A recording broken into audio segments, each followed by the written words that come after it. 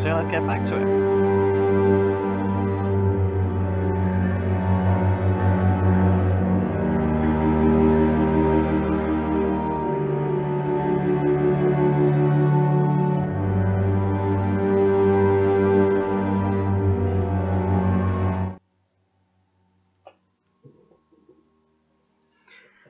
So, just let me know what questions and things you have on your mind, and I'll answer them freely.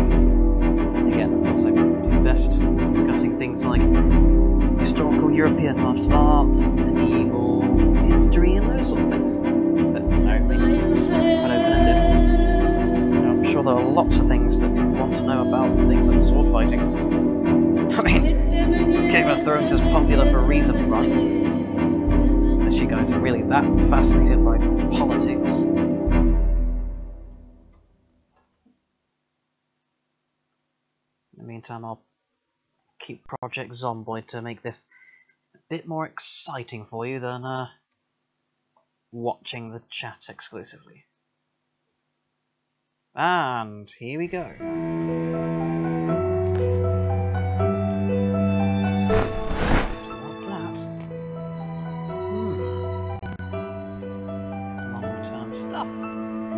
Oh, excuse me.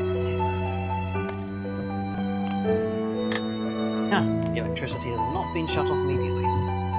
That's good. Have a playthrough where it did. First second. It didn't go well.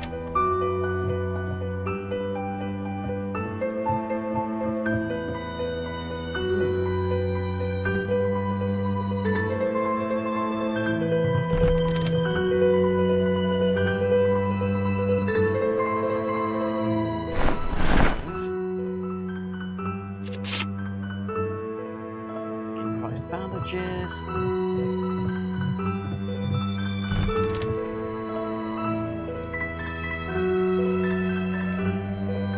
Initial setup.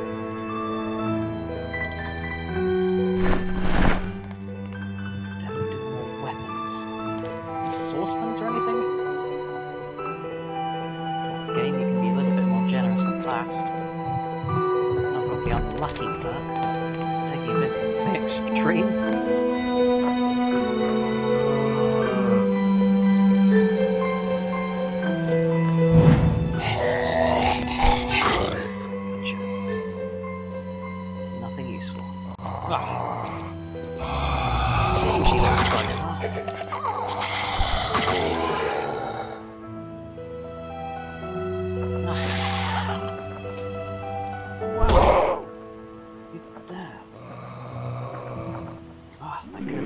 Right there.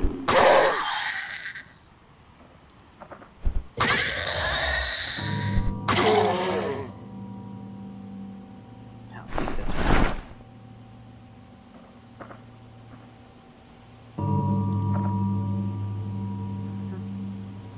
one.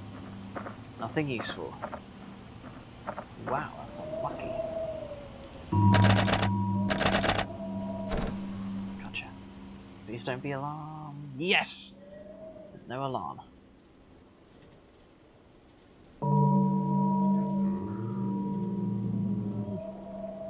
Be a bit useful. Or anything extreme.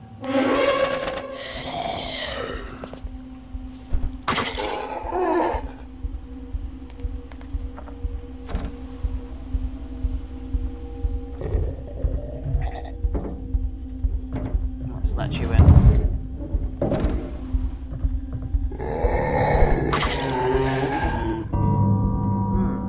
Where is all the good loot? Oh, foraging. Good stuff to learn. Which map is this? March Ridge. Not going to be visiting there for a long time. Keep that for later.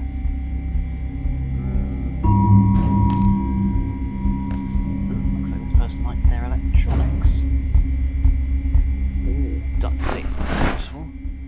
Screwdriver. Oh, that's in terrible condition, but at least I can use it.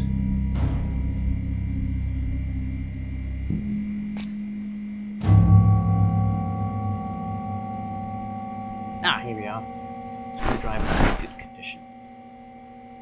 I can take that as well.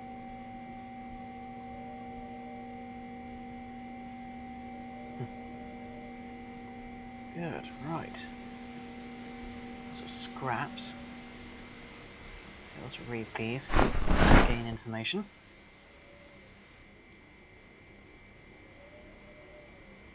Timers. Using generators when electricity goes out. Great! Like a proper prepper, except post-apocalypse. I don't have any proper skills. Those are just little recipes. The main skills will need a lot of practice.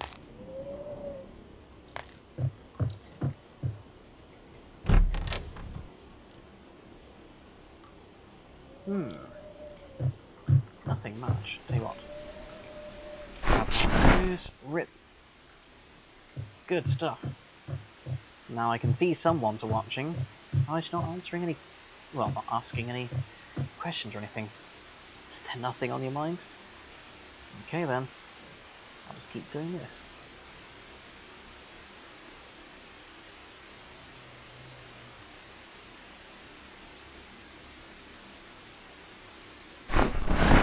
Hey, now I can see what time it is.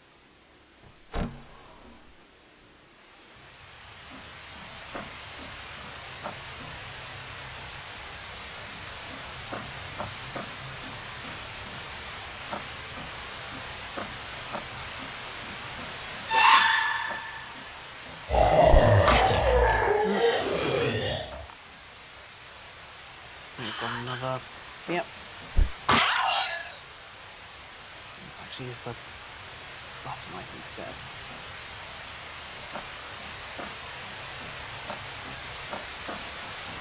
Is the front door locked? No, that's locked.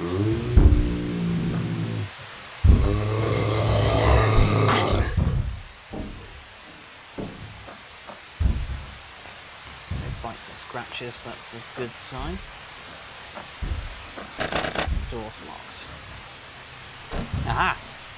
Open easily. No alarm. Oh, unlucky.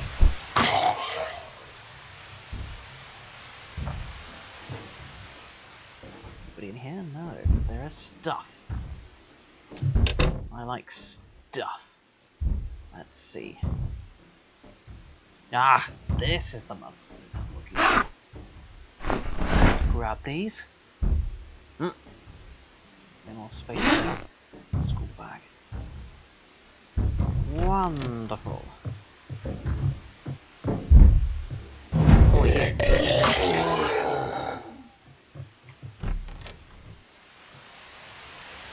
That's not banging on the window.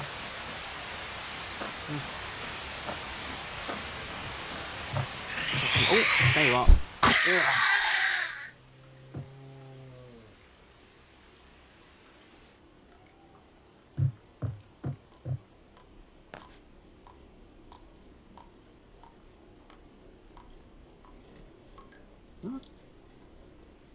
Interesting. Must be a newer feature. Oh, nothing else.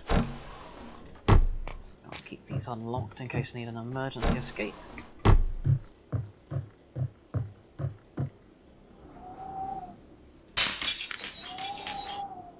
Wonderful.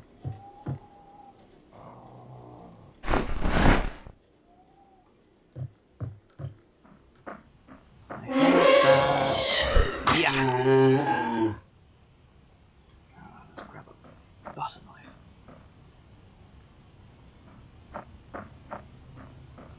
The stingiest zombies in existence.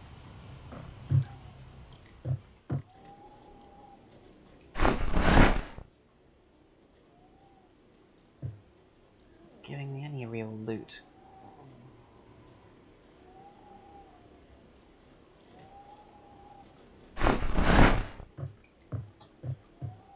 Where's the fridge in this place? Nowhere. Well. Not gonna be staying in this location then.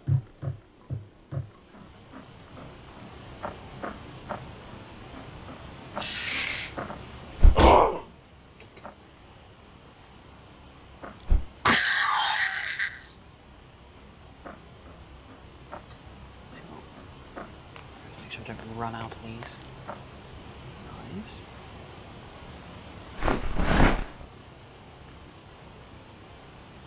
How's that gold got? This would be useful.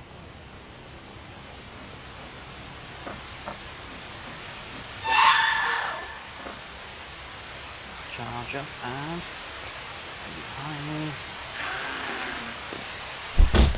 A lot less impressive than I hoped it would be. There we go.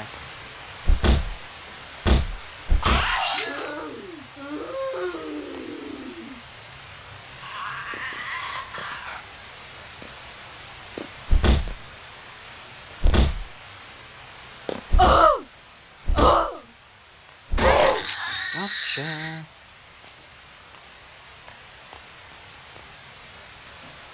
Not even anything in the mailbox. Oh! You to play. Oh!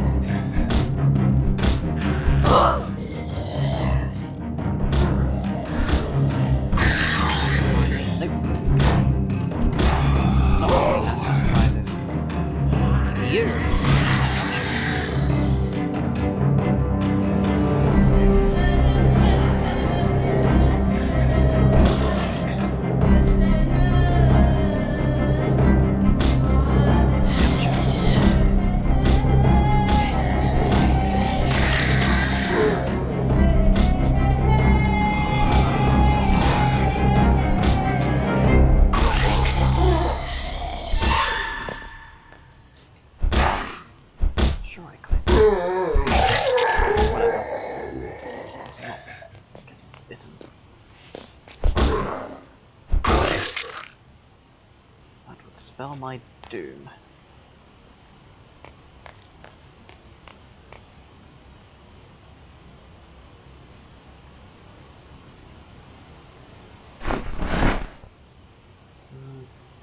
Let's see what there's a map from. Looks like that's point. No, that looks like Moldra. Moldra, whatever.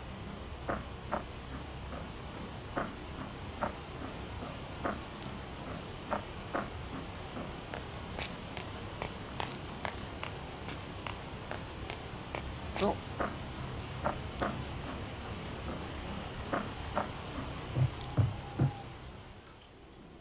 Pleasantly hot. Okay, well.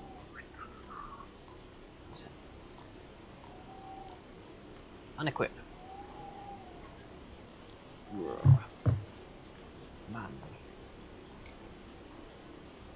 That's the best.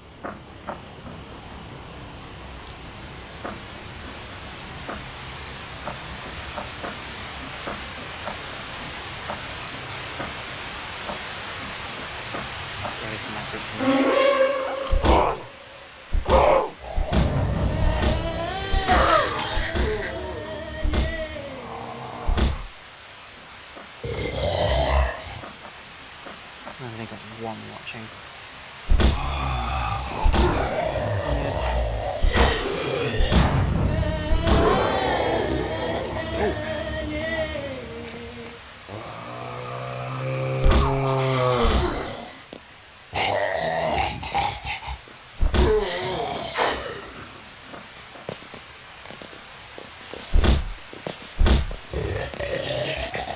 Ah, there we go. First comment. Hello. Yes, Joshua. You can see the only watch at the moment. I'll just talk to you personally. Like I mentioned, I'm not trying to be rude or anything. I just think the in regards to the music in the videos is good. You know, having music is certainly better than I do. In fact, 15 or however many subscribers. But at the same time, using the same one every single time can get a bit repetitive. Oh, let's see.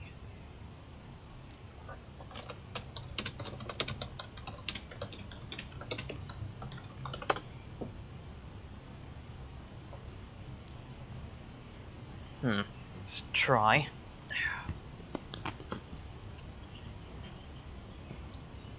Try closer to me.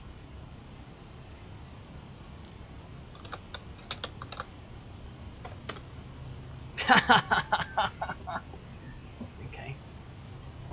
Can you hear me better now? Is it just because of the game sounds? Or is it because I just sound a bit... Well, if it's because of the game sounds, I'll turn it down. Here we go.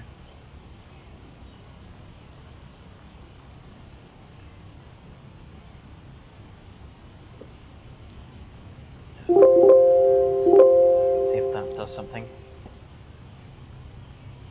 I'm doing this one to affect it. Ah, right. Yeah, it was the game. There we are. Turned it down now.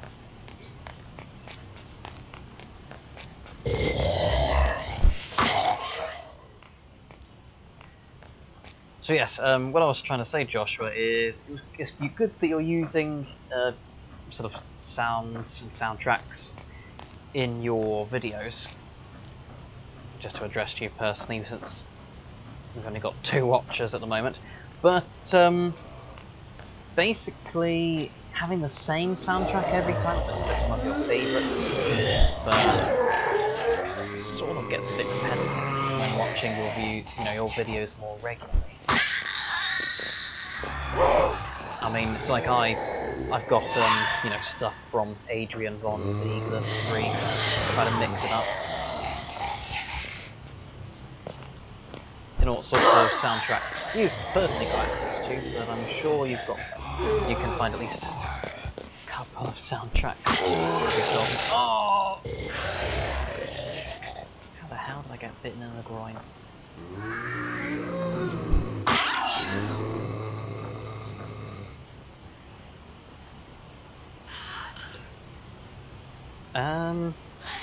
Nothing specific. I mean, just really I find what helps is what's relevant to the video. It's like, since I'm talking about European history, I happen to quite like using Adrian von Ziegler's soundtracks that YouTubers use for free, because he's got a lot of his what he calls Celtic range, and they happen to be good for that sort of, well, that sort of Celtic feels so Northern Europe, the sort of history that I'm covering.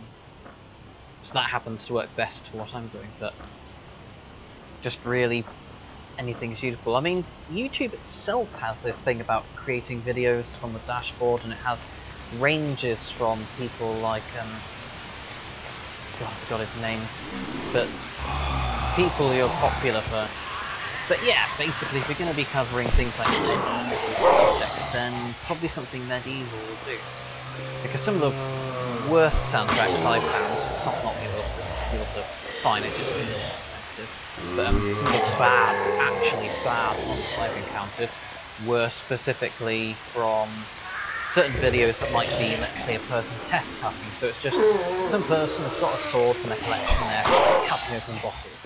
And then they'll have this extremely loud, heavy metal, make your ears bleed kind of stuff. and it gets to the point where it's distracting. That's the worst case scenario. Because ideally the soundtracks make it a really good background. It's like I noticed on the earlier videos of mine, people were actually complaining because they had good soundtracks, but they're ending up being a bit too loud. They couldn't hear me properly. So hence I've learnt to actually quieten them down and have it noticeable, but not drowning out what I'm trying to tell people. Just like there, actually, you mentioned you're struggling to hear me over the game. So I've quietened it down, and things are all better.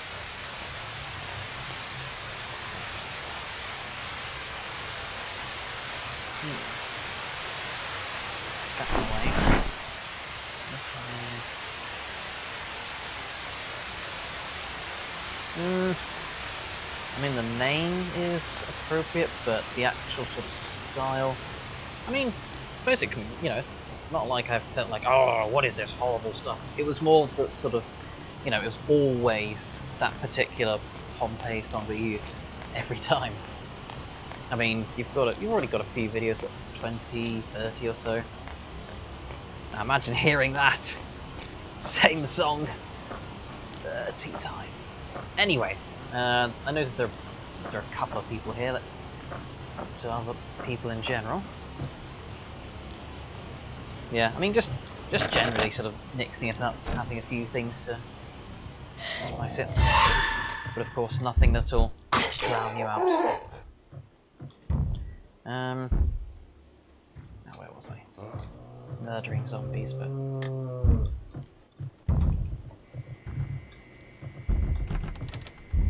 Let's see.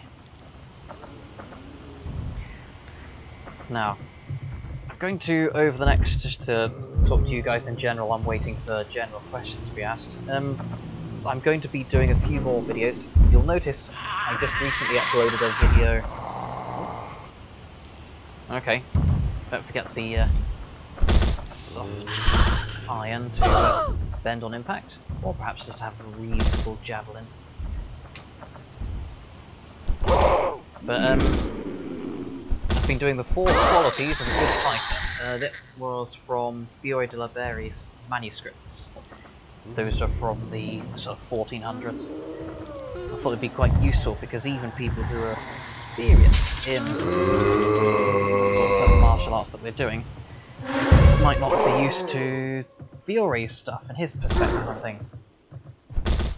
But even to newer people, I hope that it won't be, it's not technical. I haven't gone into, you know, anything that is technical. I've hopefully gone into enough detail that you guys understand what I'm talking about. Like the distance and timing and what I mean by that. Specifically, you know, using enough initiative. That it should be good.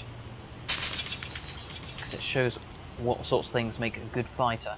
Because a lot of people just think it's all about strength. And strength is useful, helps you wield heavier weapons, it helps you wrestle people better, you know, you've got more force when you're moving people about and throwing them to wherever you need. But it's not all of a fighter's qualities.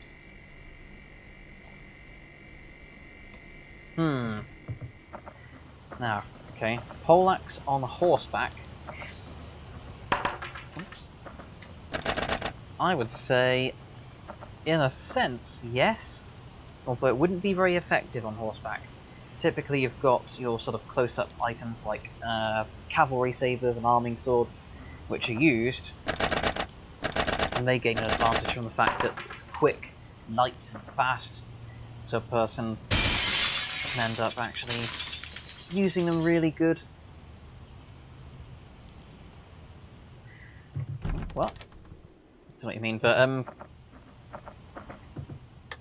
I mean, the problem is a poleaxe would... They're usually a bit too short. If you had a version that was a polearm version, we've got that sort of axe head. If you've got that sort of axe head as the cutting weapon, it wouldn't be used much on horseback, and you'd only use it when you dismount. but if you had a long enough version of poleaxe, you could basically just use it like a lance spear. Obviously, though, a dedicated lance is always going to do better. I mean, there's always been cavalry in history who used things like spears, and they didn't have the same sort of bracing and whatnot to do a proper charge, but they were still reasonably effective. So I don't see why a poleaxe couldn't be used on horseback. It's just the main problem would be just that there are so many things better. And of course, a poleaxe is going to be more expensive than something like a basic spear. So then it ends up begging the question, why not just use a basic spear on horseback? Poleaxe really, because of its size and it being multi-use in all its ways, it suits itself best to being an infantry weapon. It's got just the right length to be hacking, stabbing, hooking, doing all kinds of motions, and indeed actually is quite effective against cavalry.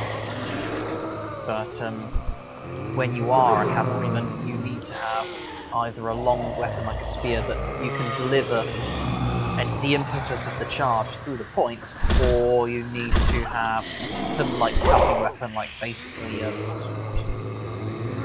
Apart from that, most close combat weapons tried from horseback weren't really very effective. It's a lot more awkward than how dynamically you can use weapons on foot. And like the examples I was saying with poleaxes, since you're charging around on cavalry, you can't be standing around trying to hook limbs and do things like that. You won't have a chance, you'll be in and out. Otherwise, you're not using the cavalry effectively. But yes, I knew you meant weird, I think I meant weird.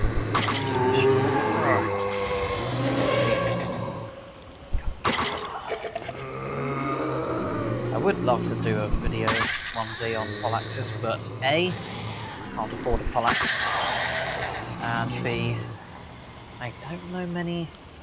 Oh! Would you recommend a book? Well, I went to places like The Night Shop, but I mean, a lot of the... I noticed a few of the books that I've seen, like In St. George's Name, ironically. I suppose that would mean an English book.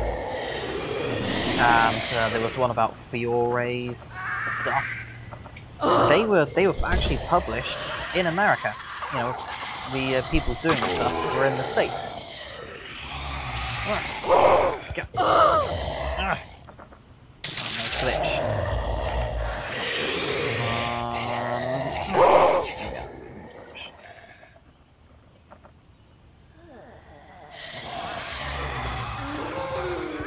I hope that's not infected. If it is, I'll need to take them all out. Anyway. So in terms of those books, I mean, you can just generally look around. I mentioned there's one book that is published in England, but I'm pretty sure you can get them posted internationally, like Primoris, but really just books on historical European martial arts. They'll be pretty good. Some of them will be quite advanced, and they might be rather confusing, because they'll be referring to specific technical details from specific treatises in depth. But there are a few, and you can usually tell, you can almost judge a book from this cover. You get some, like Primoris, which just, they cover the basics and important things you need to know. And there'll be others which are more references.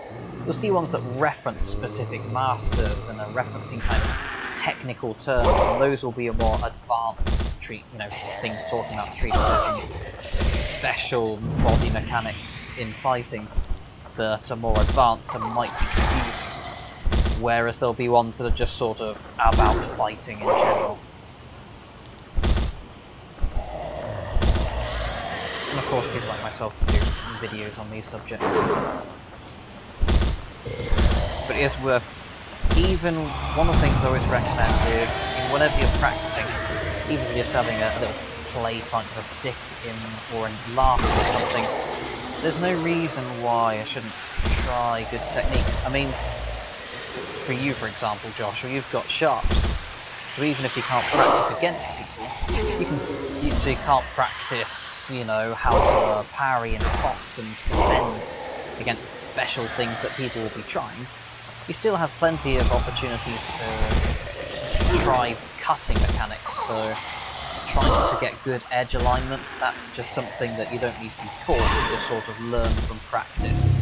You know, making sure you're not slapping the bottles with the flat of the blade and actually aligning the sharp bit with the bottle. That just goes without saying. It's just something you get the feel of from just swinging and swinging and swinging again and again. But the technical details about doing things like the correct positioning and footwork, I've already done videos on positions. So when I talked about things like the guard blade, window guard, all of that, I mean, it's worth trying a few of those while doing test cuts. Because what a lot of people do is, when they're cutting, they show a really heavy and good end result cut, but they kind of take a while doing it. And that's because they usually start standing around like you're in a normal, casual conversation, and then they pull the weapon back, and then they swing in.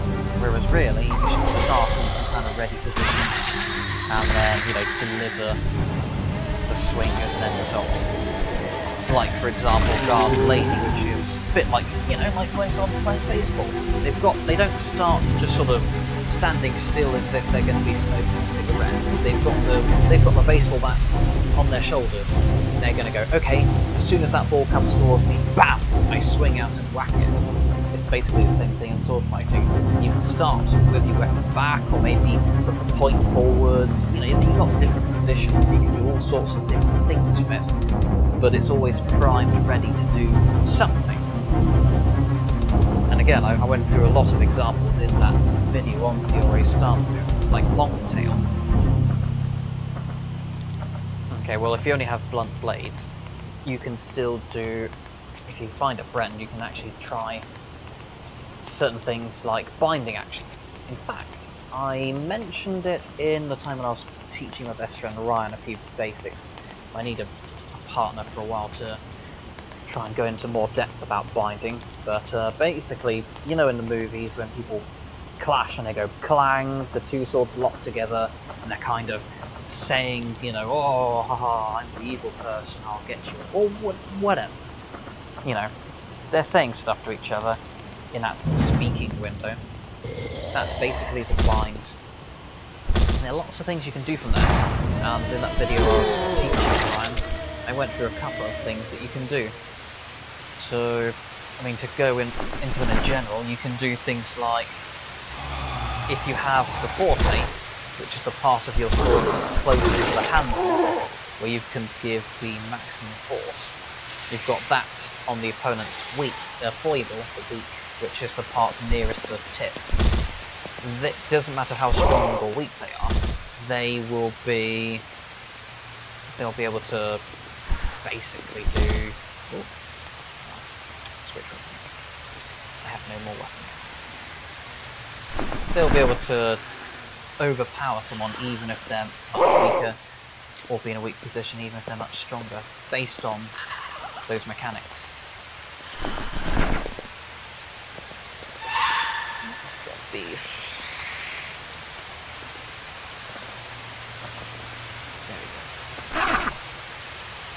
Yeah, basically, even if your friends are scared to do any sparring with you, they don't have to do proper sparring, and quite right they're scared. If you don't have protective equipment, someone's going to get hurt, frankly, so I wouldn't recommend doing it unless you've got safe training weapons and, you know, decent protective equipment. But what they can still do are a few, you know, you can still do exercises like binding, so just having the sword, you don't need to swing at each other, just have the swords at each other. You know, present your swords forward, have them touch each other, and try pushing about. You'll find that if you've got your part close to the hilt, the forte, the strong, close to their tip, the foible of the blade, regardless of how big or small the person is, you'll be able to push their weapon out of the way. If the opposite is happening, and you're close to the point, the foible, the weak, is on their strong, forte, close to the handle, they'll be overpowering you instead. And you can experiment with that. So you can do things like, even without Oh, hello, Jim. Oh, Jim Giant. What's up? Well, what's up is a live stream. Yes, try and coax more questions and video topics out of people. And to natter, obviously. But yeah, as I was saying, Joshua, so, I mean, you don't have to go and fully commit and actually hit each other. You can still experiment with those dynamics, with having the swords on each other.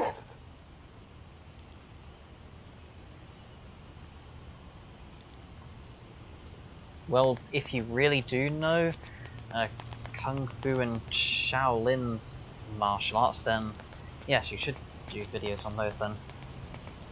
That's surprising, but there you go. People have all kinds of hidden facets to them, I guess. But yeah, like I said, with the different dynamics, there are a few things you can try. Another thing that can be done, obviously you'd need someone who's willing and okay to practice with you. You can try things like wrestling. If you find, especially areas with thick carpets, or ideally on the grass, if you can get gym mats and things like that, so you can wrestle about and just practice, because actually it's the core of fighting, doing things like wrestling. And I don't mean wrestling like, you know, WWE, I mean wrestling as in just grappling and, you know, you can even be play fighting. You find you can do things like take the legs out, you can manipulate the shoulders, and you've got the structure of the person's body, because it's like if you ever watch things like American football or European rugby, they don't do proper wrestling, but they show you good stances and posture. They always stand with one foot in front of the other, they're primed, they've got their body properly, you know, pointing towards the opponent and almost slightly leaning into the person they're trying to wrestle or push against. And actually from there you can do various things, like, again, try to take legs out. One thing you can do, obviously, you know, if you haven't got boxing equipment, you can't punch someone with an uppercut and smash their chin, because you're gonna really hurt someone. You can still just use the palm of your hand and push up, and then their neck will be up, their chin will be up, their back will start to arch, and you can start doing things like use the other hand to pull the legs out, for example. So you can do these various things to manipulate the body, and you can actually have someone thrown or at least manipulated to the floor. And experimenting with that is very useful, because if you've got a good ability in what we call close play, which is that wrestling close up, throwing people about, that will give you a significant advantage in doing things like sword fighting. Because people who are good at that stuff in unarmed martial arts can do those things once they get close up. And with enough initiative and confidence, they can indeed start to close in. Their only weaknesses would start to be, from what I've seen of people who do stuff like MMA and go into HEMA, they tend to be weak at trying to close in and get the initiative, because they tend to get skewered from someone presenting a point forward.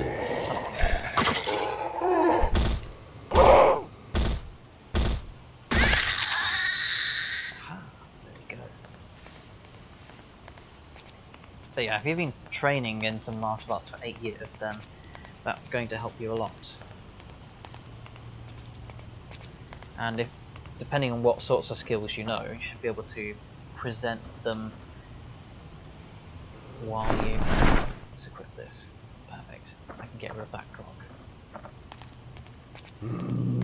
Presenting those skills while doing things like test cutting, or even just swings in the back garden, or whatever you can do.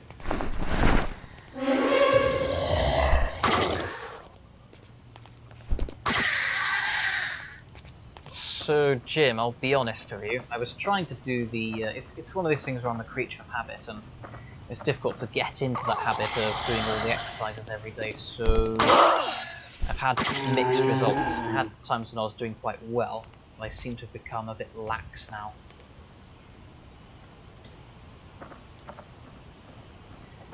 But hopefully, with enough strength I've gotten from that, I should be getting better. Trying to do a bit more HEMA and those things as well. the main thing I'm doing in terms of strength training and getting fitter is getting back into archery. It was recommended by the people on the channel. That's good for my back muscles. Hopefully that should straighten my posture, because I notice I'm beginning to hunch a bit these days from sitting down on computers doing stuff like, well, this all day.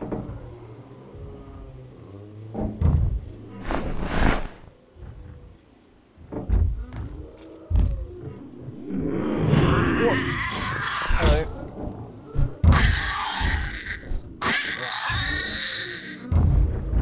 Well, I'm glad you do enjoy those HEMA videos. Oops. Ah!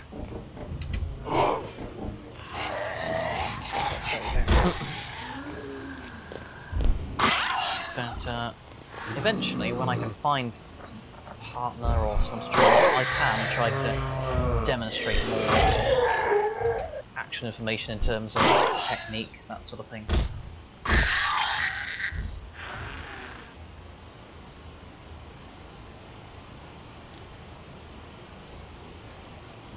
Yeah. It's like when people have things like, you know, they keep hearing about things like, ooh, leg day. I now understand how you train a certain part of your body and you end up just getting completely knackered and so tired. And then by the next day, to avoid injuring yourself, you have to move on to another part of your body and start training that up until you get knackered as well. But just remembering to do each part each day, admittedly it's difficult from someone who is used to pretty much only exercising on, not leg or arm day or whatever, but I just call it HEMA day, you know, on Mondays when I go to club. Okay.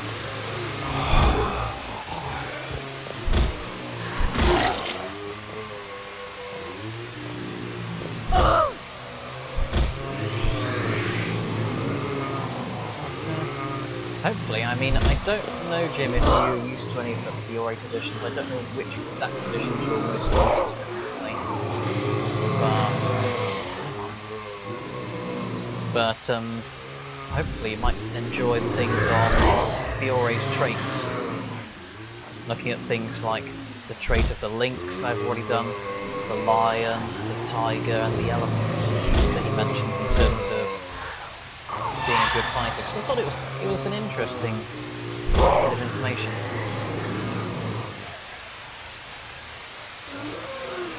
Really? Okay. Trying to find out. I mean, I know you've got certain bits of gym equipment and what to train up, but since I'm a pauper, for the most part, I'm trying to find things that are good for exercising all parts of the body. It's like I'm so glad about being able to do archery, because I couldn't really find much in terms of back exercises. Oh god.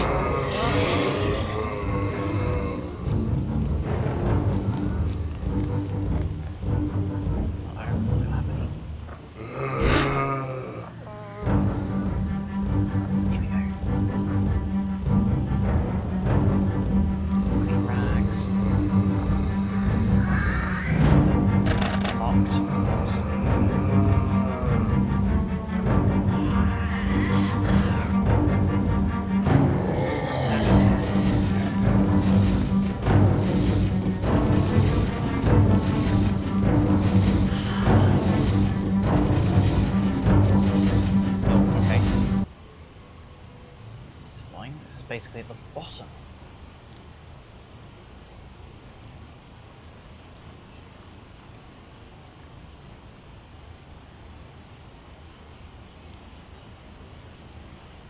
So, I don't know if this will work. Oh, I know. Hang on, I shall go on here. Boost me. That's saved. And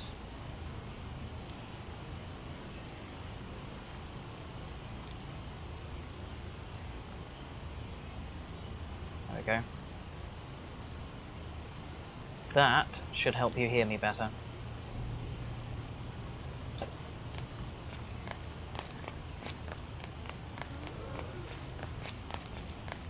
There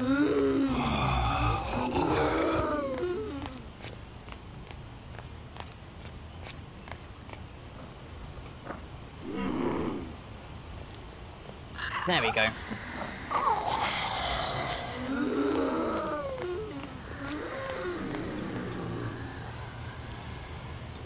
Ah, yes. Gym Giant's definitely better for fitness and strength and whatnot than what I can do. You mentioned about certain things you can do to exercise the human, but I don't really know much beyond that. It's like one of the coaches at the club mentions, the things I'm best at is the technical side, being methodical around, things like getting the stances right, executing specific techniques like the exchange of thrusts and that sort of stuff. And again, I mean, if I could find... because I used to live just down the road from Ryan, or aka Flyboy Joy, but now he's in a different county, so finding someone who's actually able to practice these techniques, I think, is tough. Which isn't great. But I'll have to make do.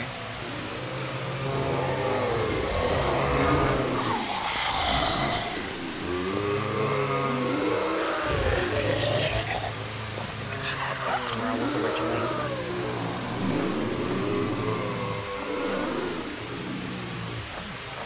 Doing that.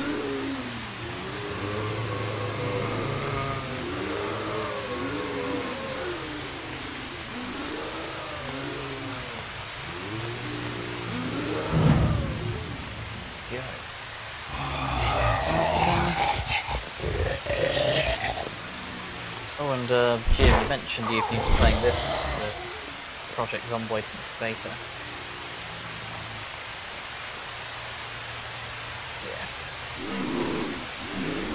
One of the reasons I was actually going to do a review of this game, we've been waiting a very long time for a particular animations update which was going to pretty much revolutionise it, and I thought it would be unfair to review a game shortly before a significant change. However, that has been since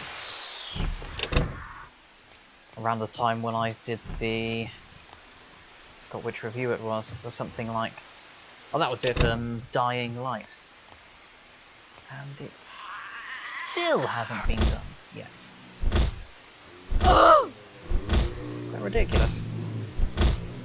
So I might just eventually review the game and say, you know, this is how it is. I was going to review it before the actually update, but they never did.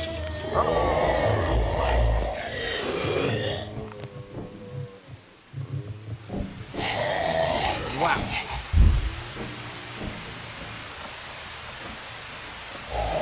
Out of here.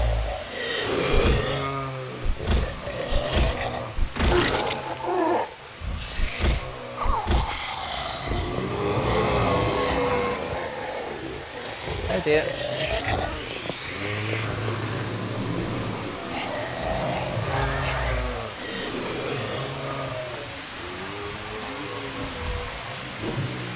Yeah.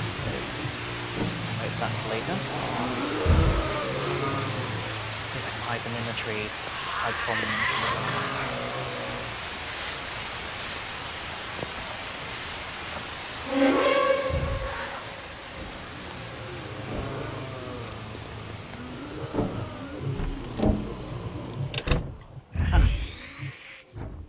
see if that...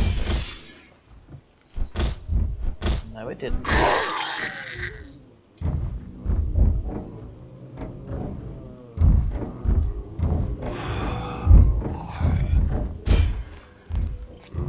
was gonna look at doing stuff like farming at last.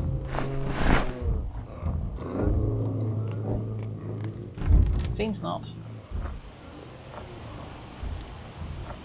Yeah, a few things have changed. They've got a health system that's much more in-depth than before.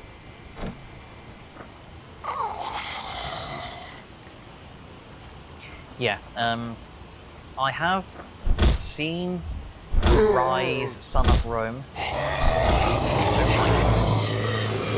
Frankly. I've tried it for a couple of hours. It was ridiculous, frankly. It was just downright silly. It was one of those things that reminded me of stuff like Spartacus, Blood and Sand. The whole program, it was over the top and ridiculous and wanted to be so cinematic that the whole suspension of disbelief was just quite too much.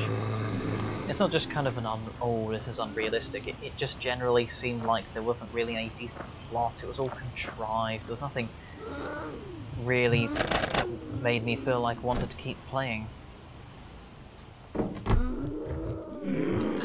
Of course, you could have good reason to play a game. It's like, obviously the close combat is unrealistic in Project Zomboid, but there are lots of things you can do, apart from the fighting, which I seem to be doing 90% of the time, because I set the zombies way too high. There are also... well, I mean, there's farming, there's carpentry, you can do all kinds of things, and yeah. Indeed, Jim, I always thought that an armor system would be useful in this, even if they have to kind of nerf it compared to real armor and have maybe it degrades over time, or you get certain damage but you don't get infected or something like that.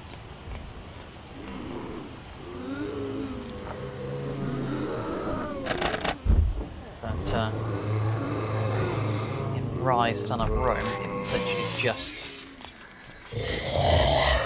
fighting the bad guys, so hence, since the system isn't something realistic or perfect, well, the game falls apart, because that's it, that's the entire game. Whereas in Project Zomboid, you know, if you've got those things, you've got the medical system, carpentry, the farming, foraging, you can do all kinds of things. I mean, you could set the zombies so low, you could be spending most of your time actually sitting on the edge of the lake fishing, and hoping you don't die of starvation instead. That's the beauty of the game. So in my opinion, when you've got a game that's so heavily based on combat, you really need to make it good. Because otherwise, your game falls apart. It's just like when you've got things like The Walking Dead by Telltale Games. That was a good game. Why? Because it focused heavily, it was very dependent on the storyline, telling a story. You know, literally tell a tale. Did they do it well? Yes, they did. You got it focused on that, so it was okay. I mean, if you actually look at the other elements, like your quick time events, you know, fighting and some aspects like that, and some of the puzzles, it's a bit poor, but it doesn't hinge on those. It hinges on the storytelling, which is something it does right. And that's the difference between a good game and a bad game. And Rise, Son of Rome, in my opinion, is a bad game. It's a combat game that can't do combat.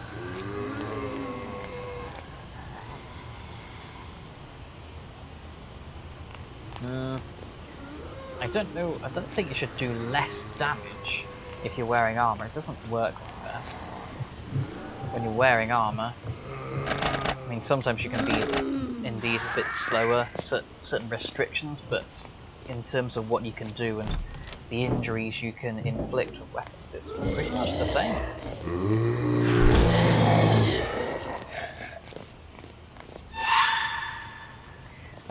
The NPCs are pretty much the same as before.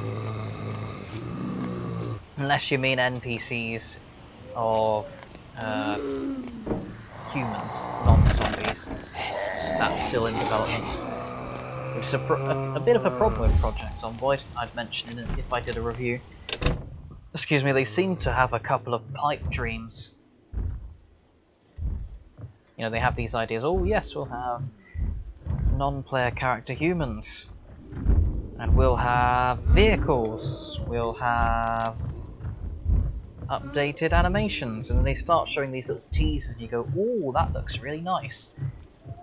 and then you don't hear about it for another 4 years. I mean, there are some people who are really angry and say they hate the development team Indie Stone because they've been promised these non-player characters for so many years. And I can understand, because I'm starting to feel a similar way when it comes to things like the updated animations. They've been promising it since over a year ago, and now they've been coming out saying, hey look, come here, shiny vehicles, and they're going, that's nice, so anyway, how about the animations? And then you go, oh, yeah, we're still working on the animations, but oh look, oh, shiny vehicles. Don't give a shit about the vehicles if you can't get the animations done right. Oops, I just swore in a live stream, but you know what I mean. It's irrelevant if you're working one thing if actually you still need to finish the other. Promise what you're going to deliver.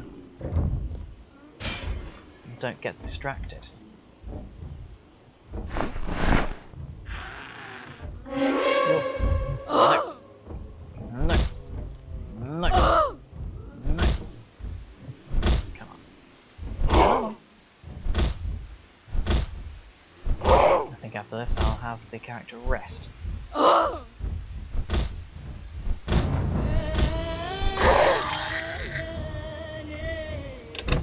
that door. Need to check the other room. Yep, that's all good.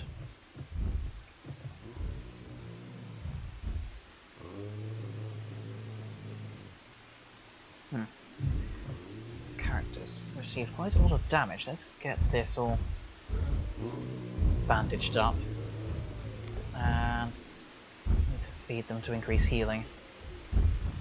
Yeah, I heard about the tutorial. To be honest, Jim, I bought the game back in 2015 or something.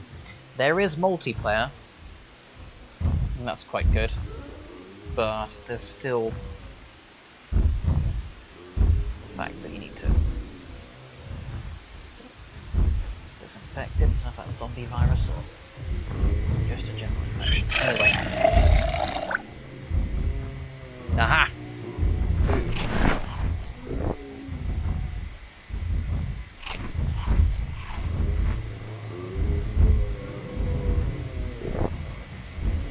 Perfect. Now let's see if it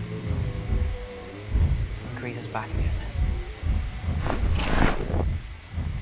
That's the important part. I do believe I can hear zombies at the door. Oh, I didn't think there'd be that many. I had a couple of knocks, it looks like there was a queue. Streets of Rouge. No, I've never played that game.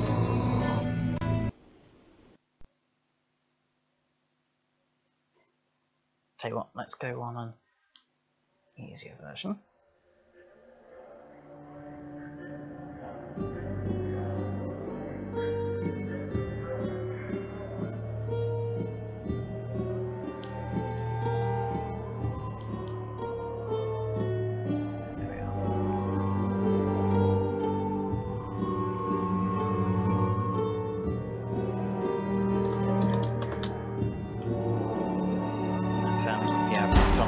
No, I've never even heard of Streets of Rouge.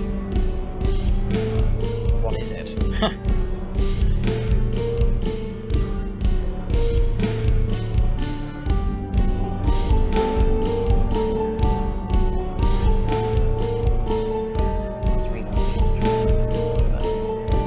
Admittedly, because I am on such a tight budget, I'm buying more games at the moment. In fact, I recently got Joe Tuck, and that was because it was going for free.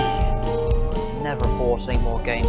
That's hence why I'm playing on stuff like Gary's mod, you know, a game that came out in, what was it, 2004? So I can play some older games and have fun without spending more money.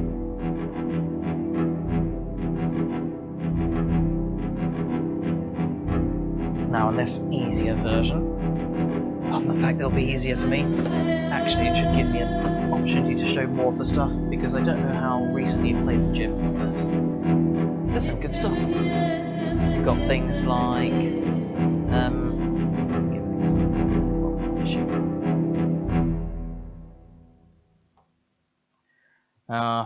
roguelikes. To be honest, I think roguelikes are becoming one of those saturated markets.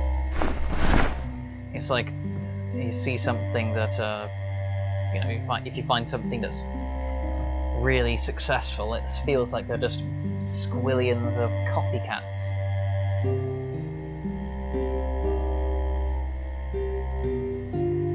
Huh. Cool. Hot chocolate's good, but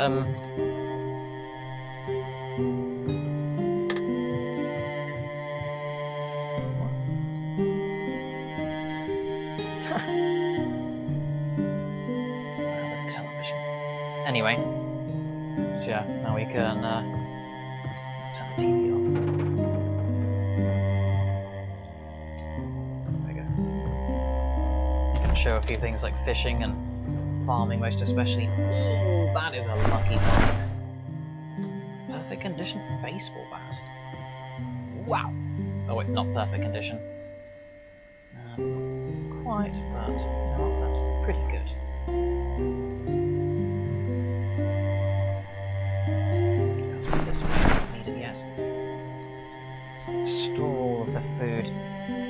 For the meantime, don't need refrigerating, not the dry food, but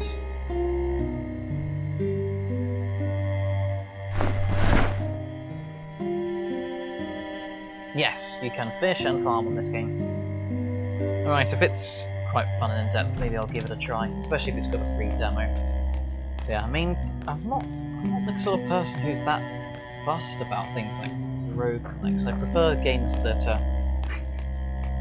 I mean, when you've got things like multi-user dungeons and text-based adventures, I mean, they're quite useful, they're quite good, but I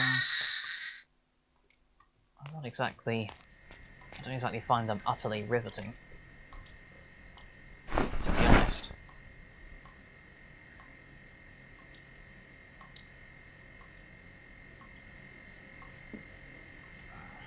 I mean, the sorts of games I like, well, games like Project Zomboid, when you've got lots of activities to do. In fact, that seems to be a common feature.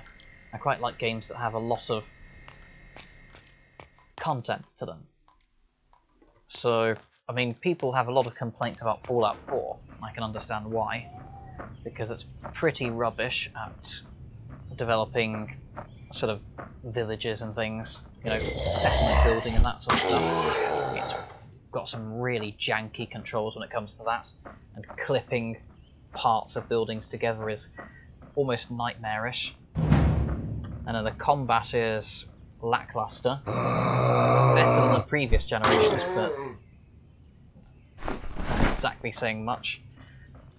However, when it combines all of the elements together, and the storyline, you know, again, it's nothing amazing, but in combination, it's not bad. You know, it's a good game. I enjoy playing it because you've got all of the stuff, all of those features in one place.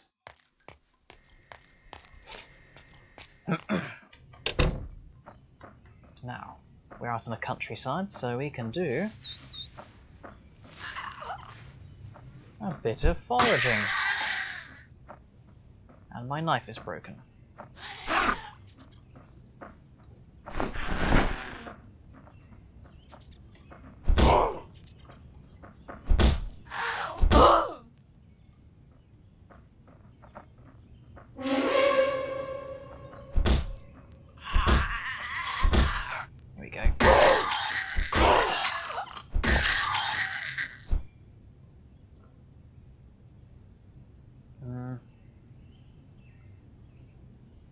Well, there were 3 people watching previously, but I should probably talk more about close combat and fighting. So, surely, I mean, if you wanted to know more about HEMA, is there anything, like, for example, you, Josh, wanted, or the newest viewer wanted to know about this?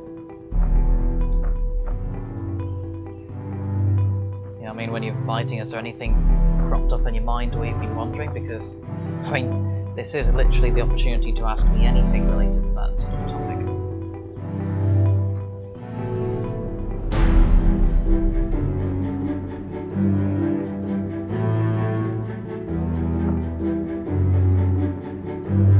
Pretty much.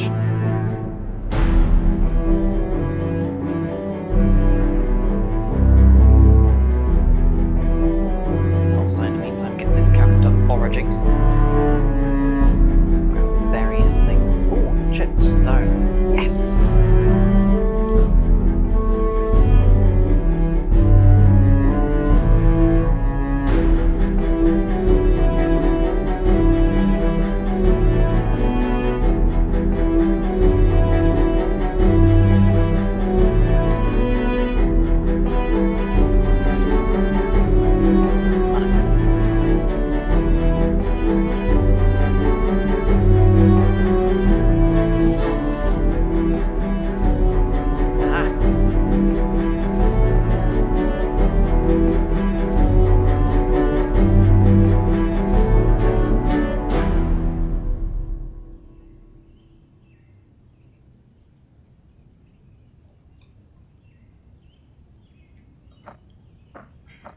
What would be the proper motion for parrying in this combat? Should you expect results from your opponents? Well, parrying is, I mean, usually the key part in fighting is actually not parrying itself, although clearly it is important to make sure you don't get hit in the first place. But the best fighters know what to do with it. Hello, Jim. I was just answering Josh's question. So in parrying, I mean, there are three main types of sorts of parrying that I find there are.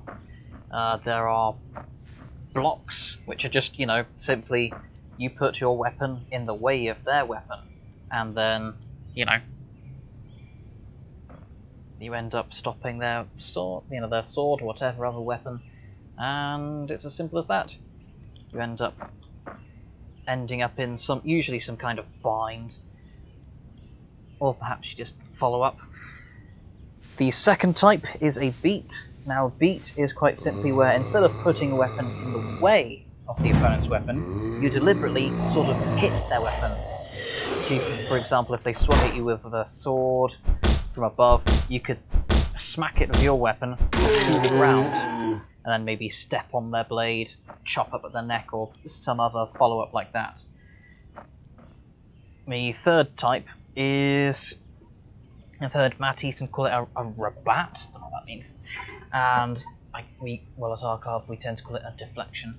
So what you do is, if your opponent's swinging at you from right to left, you basically bring your weapon up behind it and carry it along. So an opponent who might just be doing a short controlled swing, or might be doing a heavy swing, deliberately ends up overswinging. No. If you parried an opponent, you wouldn't expect the person to be pushed back like in a fantasy fight. What would happen is, in something like a deflection, so where you carry the opponent's weapon further along in the same direction as swinging it, basically they just end up overswinging, so they look like they swung a bit too hard at the air. If it's something like a beat, their weapon should be, although not disarmed out of the hand, it should be somewhere out of the way, or perhaps on the floor, as in the point of their weapon should be on the floor, not the whole thing, unless you're really lucky.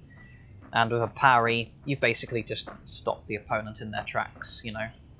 They swing and they're expecting to chop through your neck, and then clang, they suddenly are stopped dead, you know, rigid against your weapon.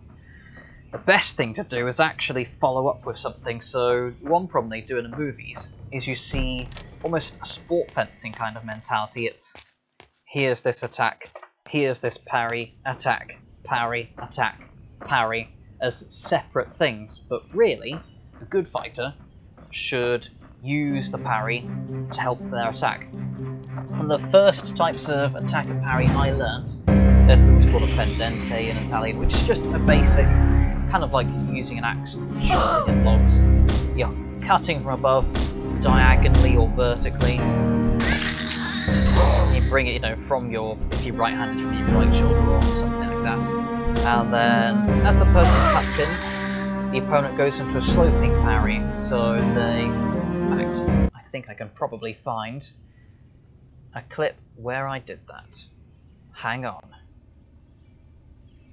Finished YouTube videos. Sparring.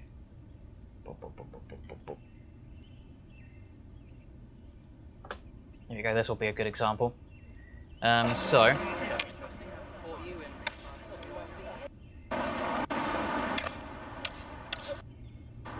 Just trying to find it. No, I do a lot of higher parries on this one. I think my opponent will probably...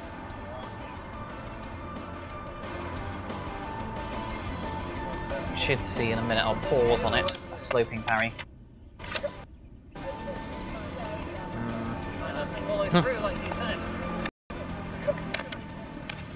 Yeah, I was doing a lot of up parries. But, I mean, you'll still see in there, you're not just stopping the attacks, you're sort of there. Hang on, that was an attempt at one. There, that is a sloping parry. So, I mean, I did it really poorly, and that's why I look so awkward. I should have had a much better structure, and I should not be looking away from my opponent, or turned away from them. But it's where you've got the sword sloping down. You can still see my mouse, so sloping down like this. Their sword was supposed to hit mine, and then slide down to the ground. What you then do is, I think, well, you saw I brought it over my head. What you'd normally do is you'd basically execute a cut as a riposte to it. So that's one example. So the person's, basically what happened, I mean, I'm over-explaining it when it's simple, really.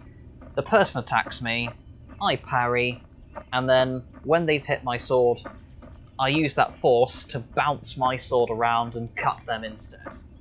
So what happens is, I've stopped their attack, and in doing so, I'm also cutting them up. One of the things you'll notice happened in that short clip I was just showing was the person I was fighting against, the coach, actually was doing a lot of closing and intimidating, and what I ended up doing, which was really bad technique, was I ended up doing a lot of parries multiple times in a row without actually responding. And that's why he actually was doing so well against me, because by taking the initiative and seizing the opportunity, when he was attacking me so much, I was just parrying and not really doing any kind of riposte or response.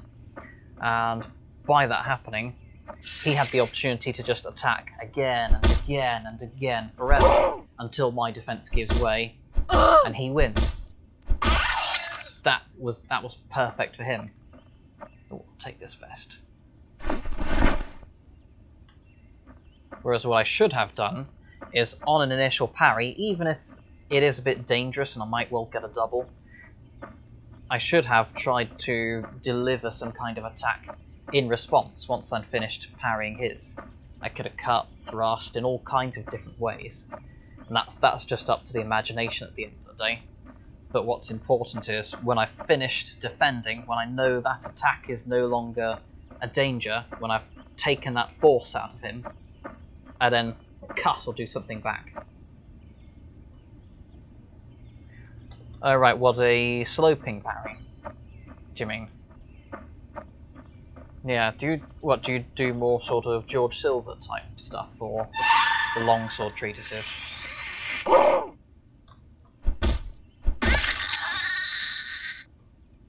find out in a minute, but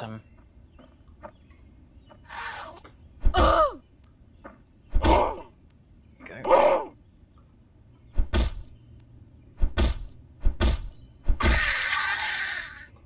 Lovely. And I made an axe.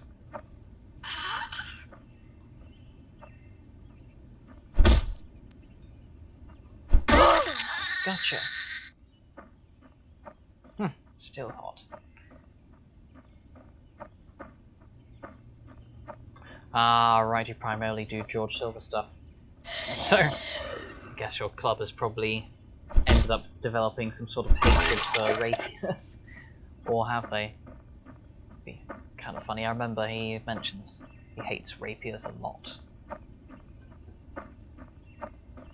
But in the meantime... Yeah, hanging guard. That we tend to call it. I tend to call it sort of parry or defense because normally when I say guard, people think kind of, you know, stance. Whereas in Fiore's work, it's never really referred to as any kind of stance. You know, it is a guard, a defense. Try to clear it up so that people don't think it. I mean that people stand there forever in that hanging defense. Yeah.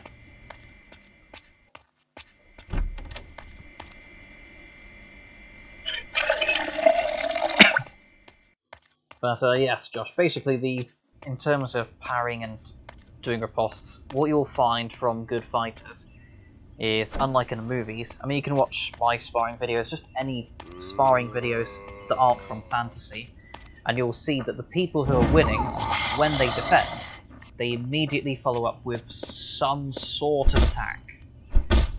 And it means that the opponent almost becomes scared to deliver the attack, because they know that they're going to get some sort of punishment in return. And that, I feel, is... I mean, you can be a defensive fighter, someone who lets the opponent try to take some initiative and then uses the opponent's moves against them. But it does very much have to be done in a way that creates a danger for the opponent. And that's why you get all of these parries and ripostes going on, rather than just parries on their own without any kind of reaction. Because the punishment is what makes the defense such a concern to the opponent.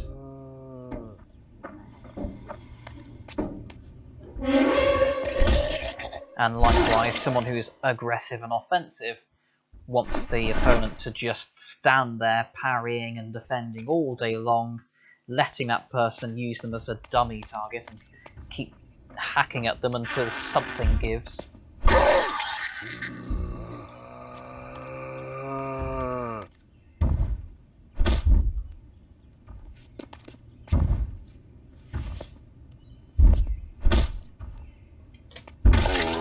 Gotcha. So we're going to do less fighting. Typical me, I'm always fighting.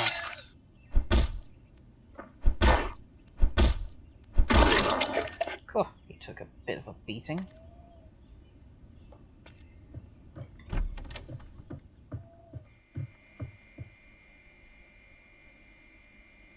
Ooh, first aid.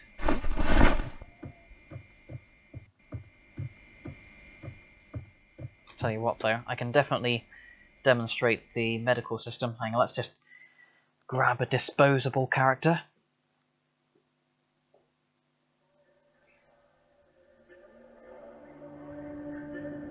Let's mix it up.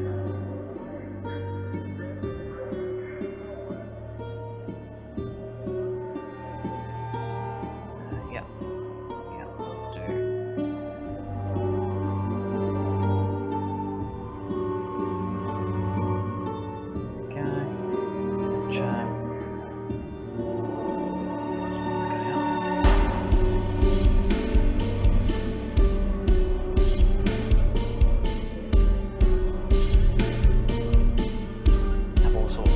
Going on.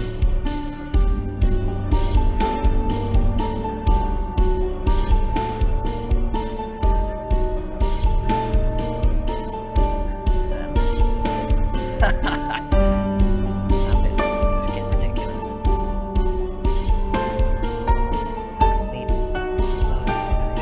Wait, huh.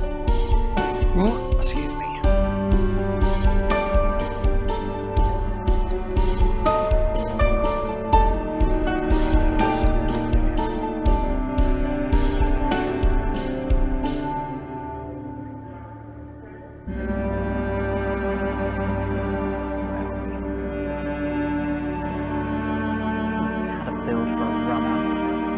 Ah, here we are, fast pacifist this time.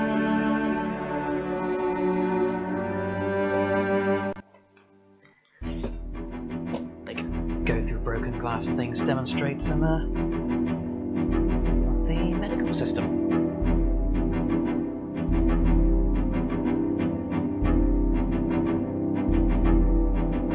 Yes, it's a shame if you could get some sparring equipment, Josh, you'd be able to. I mean, one of the things I've found is, although there's always going to be some risk, there are people who use things like foam weapons. And with that, if you can get ones that try to replicate actual swords rather than the more LARP-themed ones, you can have ones that are pretty good. Or even, there's stuff like what are called the Rawlings range swords, and those are really good. All you need, pretty much, is having, well, you just have multi-focusing. I clearly can't do that very well, but you could have, yeah, things like the Rawling swords, and beyond that you could also have a mask and some gloves, and you're pretty much set. And as long as you've got, maybe I'll see that, so that should do perfectly fine. Back to Project Zomboid Gym. Here are some of the things. Deep wounds need stitching, or else they heal extremely slowly. Bleeding, that's a typical thing, needs bandaging. Lodged glass shards need tweezers to be removed. Also, since I've bandaged lodged items, that pain meter is going to rocket. It is going to shoot through the roof.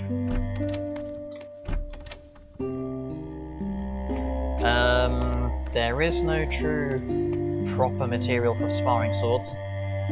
You've got various grades. Things like foam are really easy. I've at my own club sparred even without any mask and gloves with certain foam ones, even though that is still a noticeable risk. Things like nylon swords, such as the Black Fencer range or the Rawlings range nylon swords, are pretty good. They're good mid-range. You can have a mask and gloves, not much else protection, and you're okay. Just don't go insane and wild on each other. And that should do. Obviously, the most realistic and well, it will give you the most useful feedback. So let's remove these bits of glass. There we are. And then, yeah, the steel ones give you the most feedback and the most information.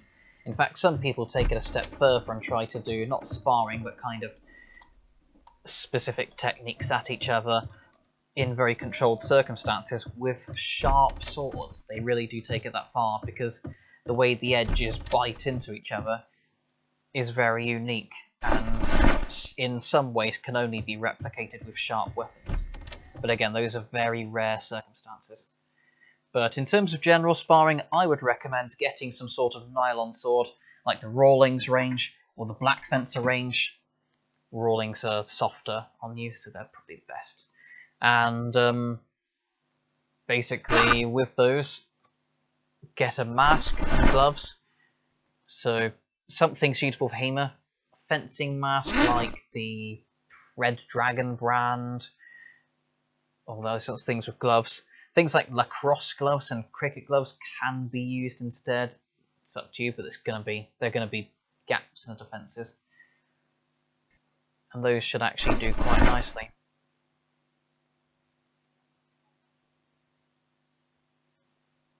But the biggest problem is, once you've got things like those nylon swords, trying to make sure you've got good protective equipment, because a mask and gloves are critical.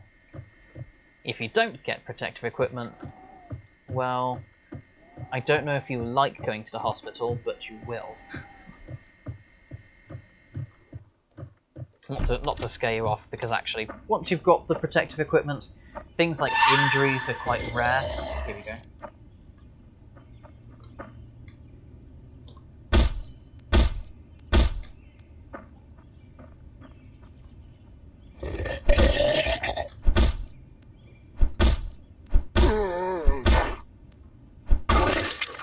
Yay.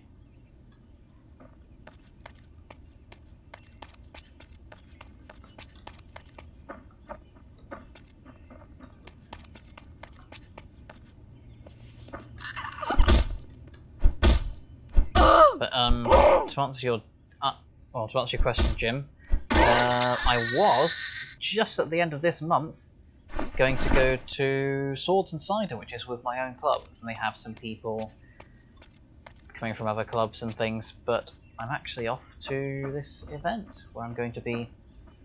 It's almost like a job application thing. Potentially get a new job. Oh boy, they want me.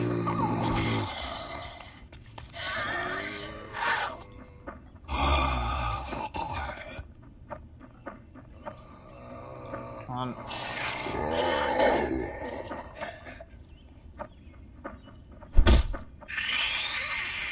They're faster at biting as well. Swords and Cider is in Morchard Bishop. You have probably never heard of it because it's a village in Devonshire.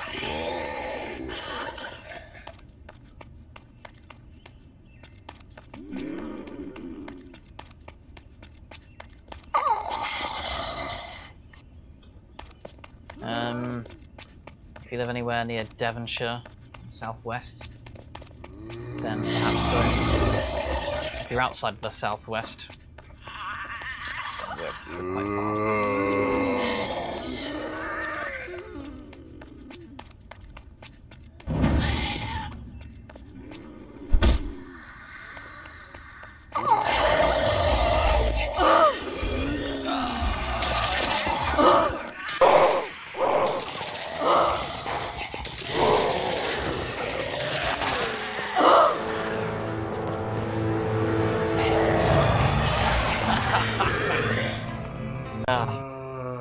Anyway.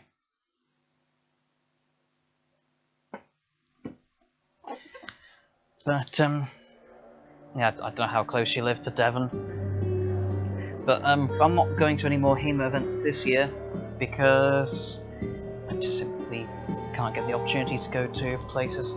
Well, I didn't even get the opportunity to buy any tickets for Fight Camp. Things like Swordfish or anything abroad I cannot afford to get to. So that's most of the events gone. So I was basically looking forward to Swords and Cider, but now that's not happening.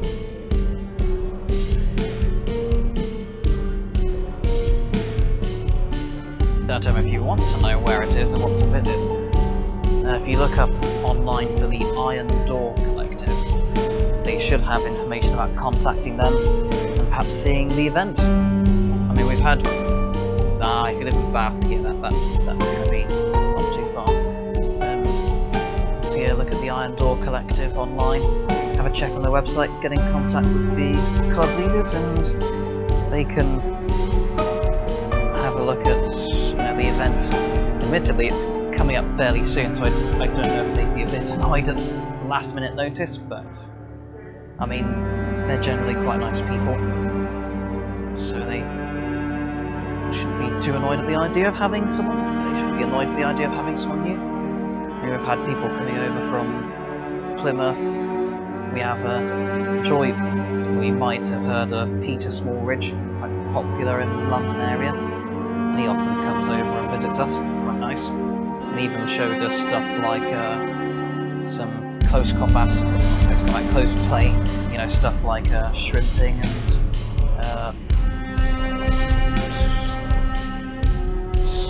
rattling, whatever it is. Basically some unarmed stuff. Using your body weight to your advantage and those sorts of techniques. Getting out of groundwork. So yeah, we have quite a few nice things going on. Often we have test cutting of bottles.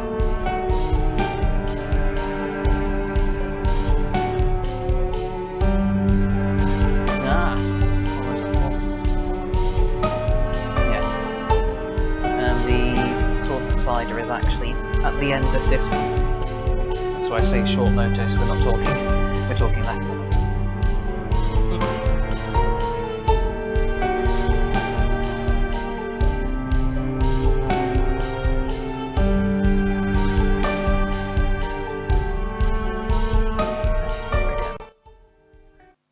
So yes, I'm not really going to be going to, it seems. Did I meet Bruce at the main melee? Who's Bruce?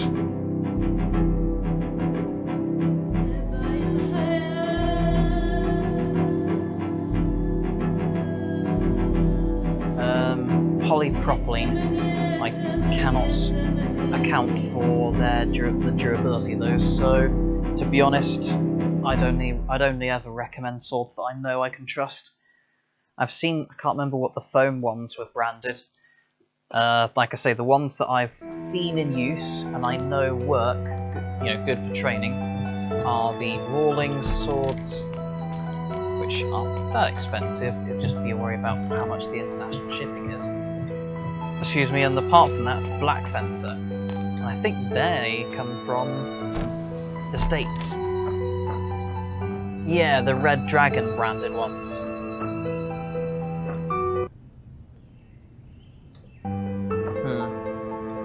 I don't remember there being any quarterstaff at the main melee this year.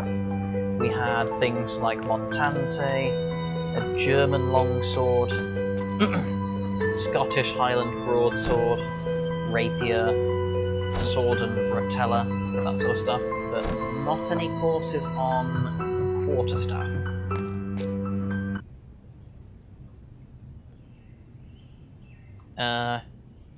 If you found something that's $200, that is a lot of money, because the Rawlings ones I know are what? In fact, you can see my screen, so let's go to Google. Hopefully I've got nothing raunchy in there. Rawlings swords.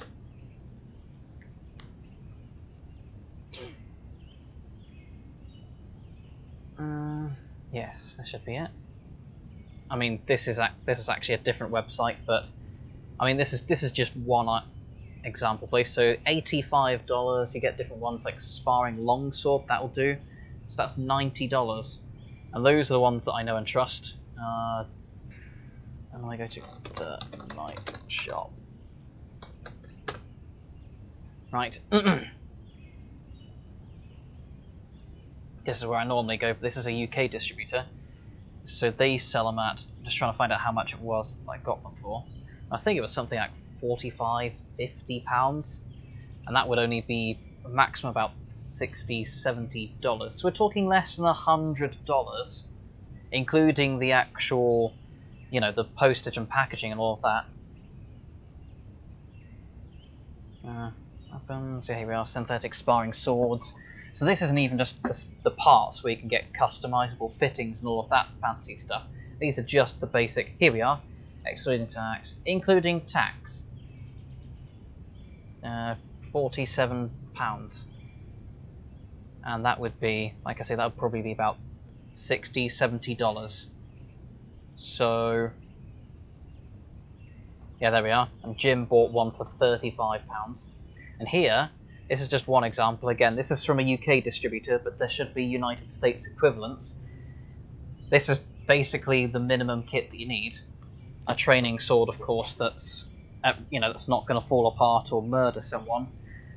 Some gloves to stop your fingers from getting broken and smashed to bits, and a mask to stop your eyes from getting gouged out. And that is £138. So we're talking about $150 for equipment that, unless you're going to start doing extreme competitions and bashing each other about with steel swords and those sorts of things, that'll pretty much be the sort of equipment you can use for the next decade. We're not talking about equipment that gets smashed up and gets completely ripped apart in a few months. If you're just doing light sparring and you're new to HEMA, this will be the sort of stuff that can last you, like I say, probably about a good decade. And that's £138, or probably about $160 or something like that.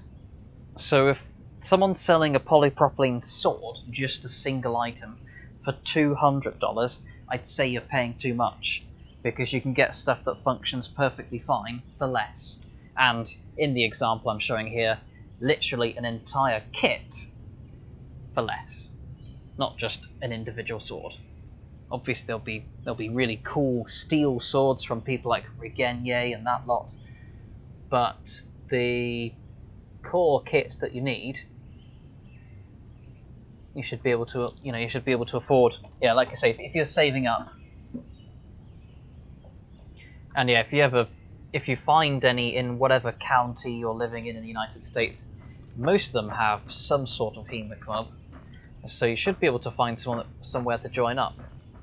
Now, granted, some of them have things like minimum age limits, so if you're, I think it was 13, I don't know if they'd, take you on at this age, but it's certainly worth asking.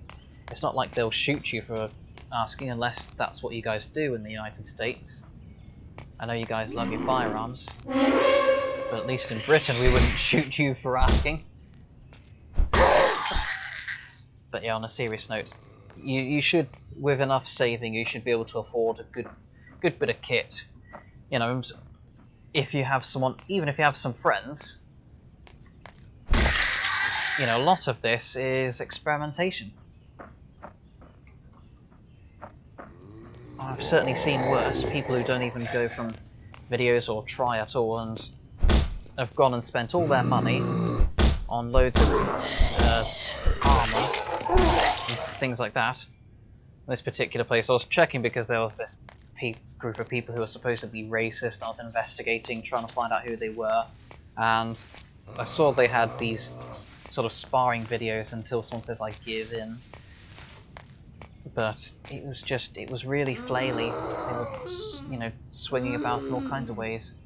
That I thought, who has anyone trained them? They're just practicing some things from my poor quality videos, that would be doing better than them. And that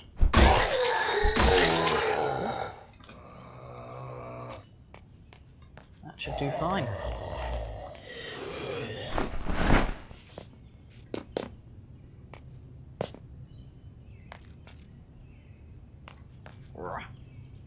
Gotcha.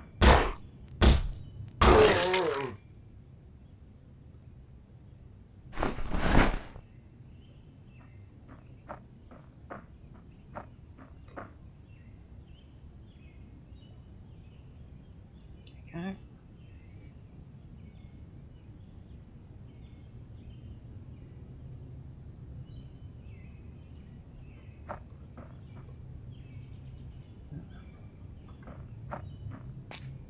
Nobody else in range. But yes, basically, if you have a look around, shop about. I mean, if you're ever unsure, I mean, of course, I've got the equipment I can recommend, but normally, if something's been tried and tested in the HEMA community, like those polypropylene swords you're looking at, or whatever else you look at, you should be able to look on places like YouTube or on their websites, and you can just look for reviews of that stuff. So if it was something like the Rawling swords, I've set up a review of those. The Black Fencer ones I've reviewed. I think Jim Giant has reviewed stuff before. Medieval reviews, something like that. You get all kinds of places that review these types of equipment and tell you if something's really good or not, and what sorts of weaknesses and features you need to look out for, that kind of stuff. It's great. And that should help you a lot.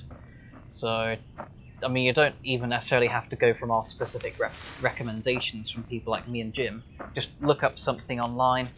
If it looks good, in the right price range, looks nice, like the sort of thing you'd want to own, then have a look, find some reviews. To be honest, I'm not really subscribed to Medieval Review, I'm just sort of aware they are around, and their channel is literally called Medieval Review, so I thought that would be an example. But I have no idea if they've tested synthetics before. But at least, I know on my channel I've reviewed the Black Fencer and Rawlings, and other places, you look at things like Sparring Glove, and those sorts of things. Alright. But yeah, people like, with whatever items you're getting, there's going to be someone who's reviewed it, or if it hasn't been reviewed, then it's probably not worth the risk. Because as much as it can be tempting to do an impulse buy, you know, have something that looks nice and buy it, it's not worth the risk, really. I mean, I remember buying from a friend someone who said, "Oh, I've only got a couple of days left and I need to go to another country." And he said, "Oh, I've got this folded steel katana. You know, deal for about 50 quid. £50, that is." And I thought it was a good deal. No reviews, no recommendations or anything. Just heard it, went and bought it, and then by the time I had the chance to have a look at the package, it turned out to be a stainless steel crappy replica that snapped when I used it. It was rubbish, and I regretted buying it, and he conned me. So we don't want that to happen.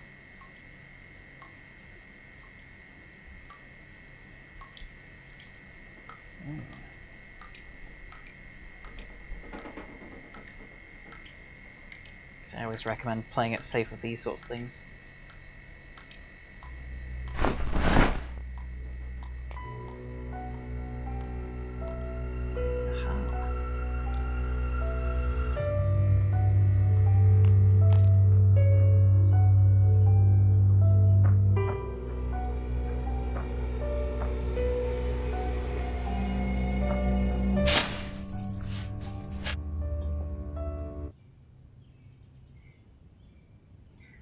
So I already have gear, helmet, gloves, and chest plate. Okay.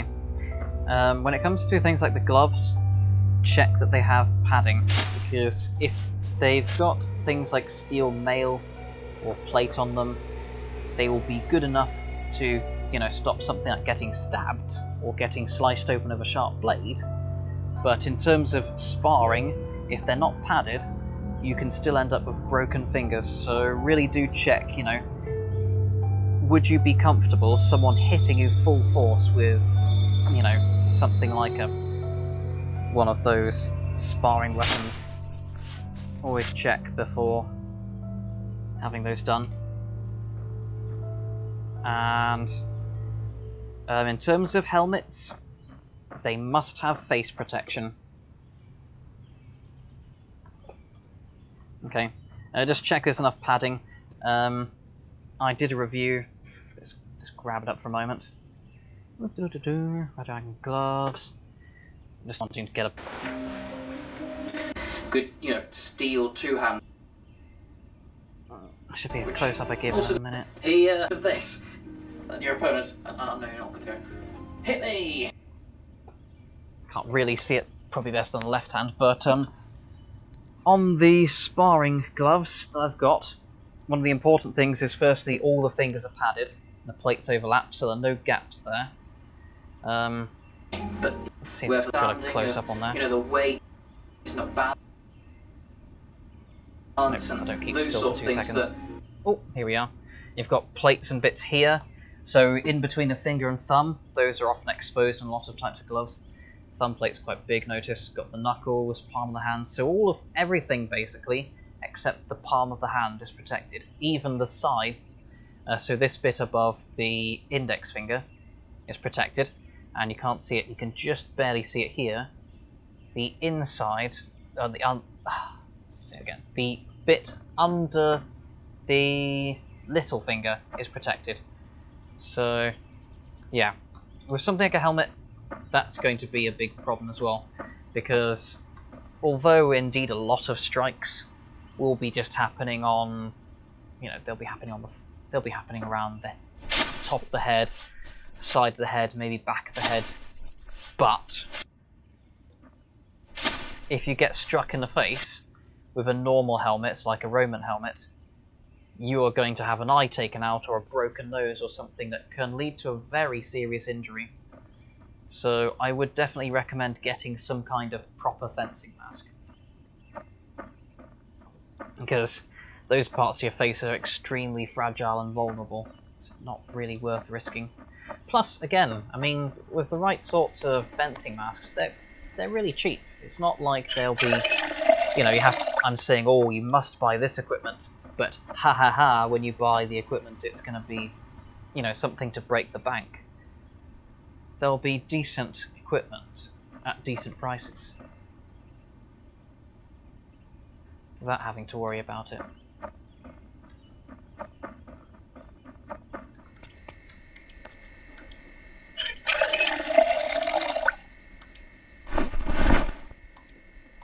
Now here we go, saucepan.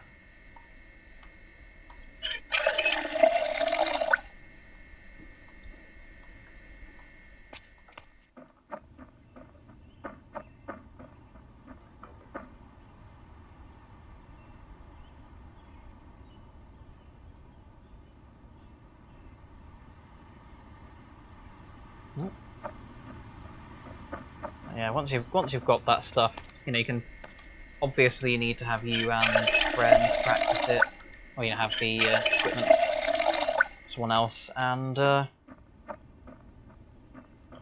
basically you can proceed from there. Mainly it'd be a matter of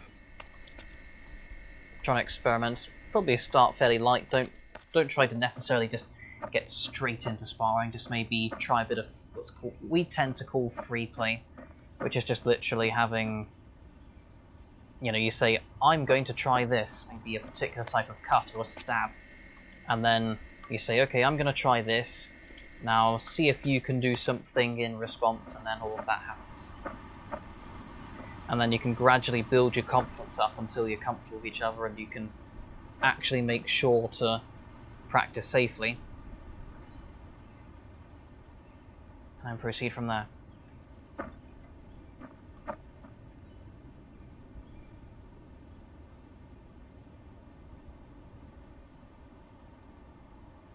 There we go.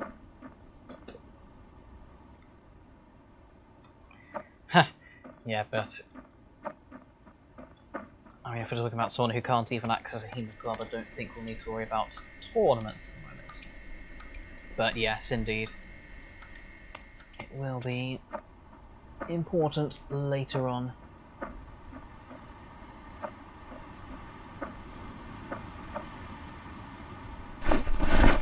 Although I have to say, I've not really seen much go wrong with fencing masks, except on the internet in those reviews.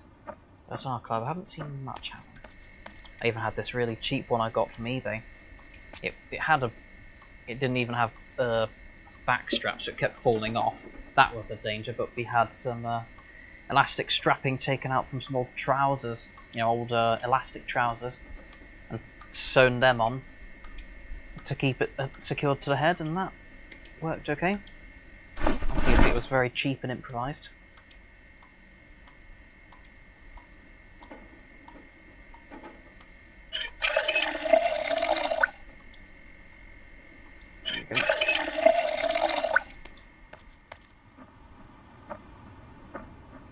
Tell you what, Jim, if you are so close, we should at some point do some sort of collaboration video.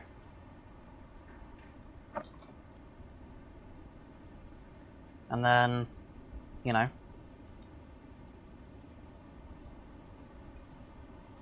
from there, we could have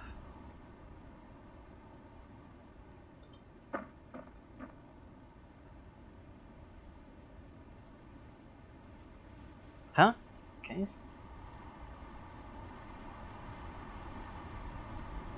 Oh right, one cave in person. Yeah.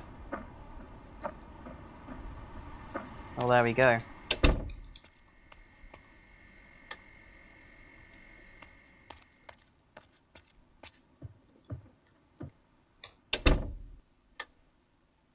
Okay. Well, see, I'll do the stream for a bit longer. Since things seem to be going stably. Actually, how is it? 3 watching. There we go.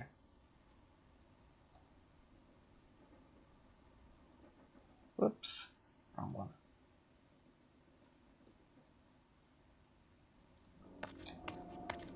There we are. No curtains or anything, so I'll set them to sleep.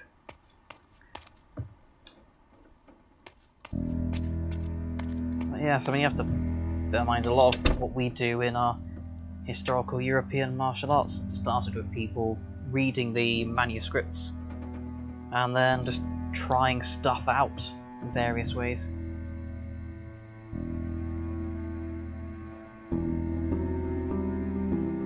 from that experimentation and from there. Here we go.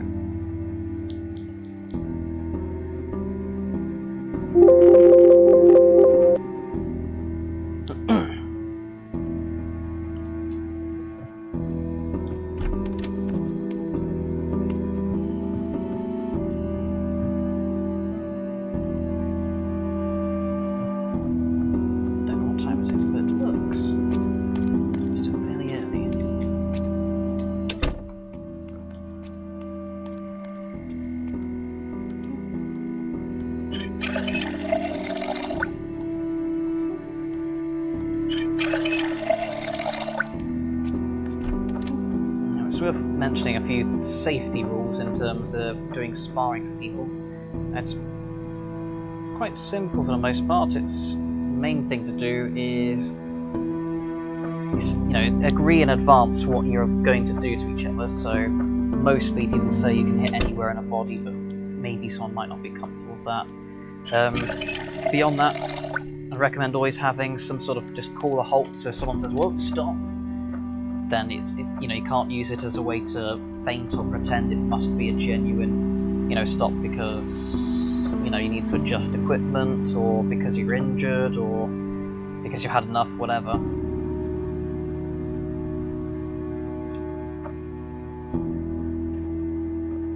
And also make sure to sort of salute. Sometimes people salute, they kind of put their sword in front of their face and gesture out, or they might even say, sort of tap each other's swords, or a combination of both, but just some sort of way to signify, yes, I'm ready to fight, not just suddenly, oh no, what are you doing, kind of thing. Once that's all agreed, then people can carry on with their sparring, and they're all comfortable with doing that. Because otherwise, if he just suddenly, attacks on with a sword, suffice it to say, they'll probably never want to do that with you again. And generally, in sparring, we advise people to, well, things like any hit pretty much will count, but try to avoid certain hits, depending on the equipment.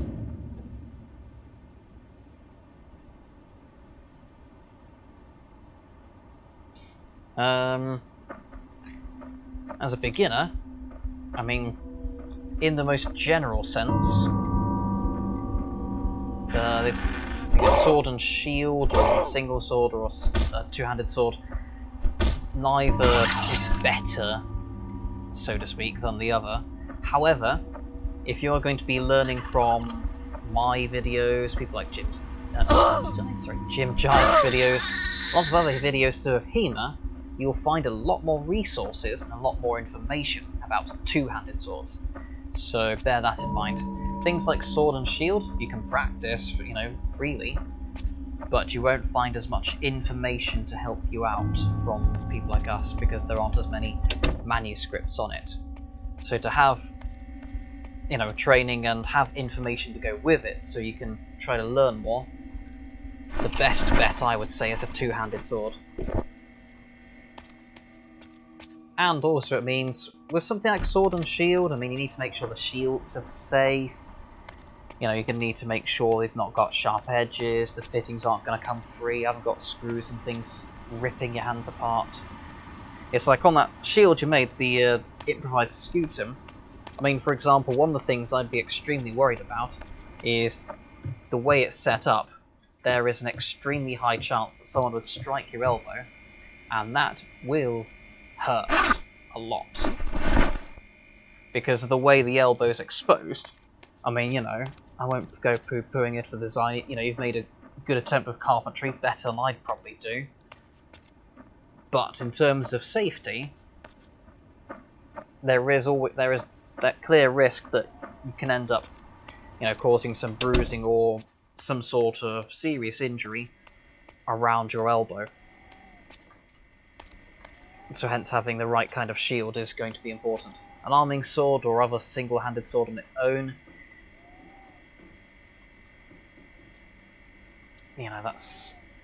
it's variable. So in general, I'd say your best bet is to play it safe and go with a two-handed sword. excuse me. Plus, you can do all kinds of techniques that work with single-handed swords. You know, like for example, when if you bind, you know, meet blade on blade, you can do things like manipulate the hand and throw the person to the ground and disarm them and do all kinds of things like you do with a single-handed sword. And all you need to do is take one hand off of that two-handed sword. It won't be the end of the world. So you can do single-handed techniques, two-handed techniques, and of course have that confidence as a beginner where you've got a long weapon. So one of the types of weapons that's always best for a beginner is a longer weapon. So, I mean, that's why in medieval times you'd have things like beginners very often using spears, because quite simply, someone could put a spear behind a shield or in two hands, they can jab from a distance. They can feel safe, they can try to deliver the cuts and thrusts, do whatever, and do that safely. Of course, a lot of people don't want to play around with spears, and also with thrusting, it's hard to spar safely, so a two-handed sword is a really good choice. You've got a good bit of range and measure, so you don't have to charge at each other and be scared of doing things like throwing each other around. You can cut at each other, you can thrust at each other, you can do all sorts of manipulations and fancy techniques involving the pommel, the quillons, all kinds of things that make it really exciting and interesting, but you can do it safely. So it's the perfect weapon for a beginner, you know, for someone to spar with. That's why indeed a lot of clubs, sometimes even exclusively, practice with two-handed swords. To their detriment, admittedly, and it's good to practice with an eclectic range of weapons if you want to become a master warrior. But for picking up and sparring and just getting used to the basics and having a play around and, you know, having good time sparring, two-handed sword is the way to go. There's no reason why I shouldn't, really.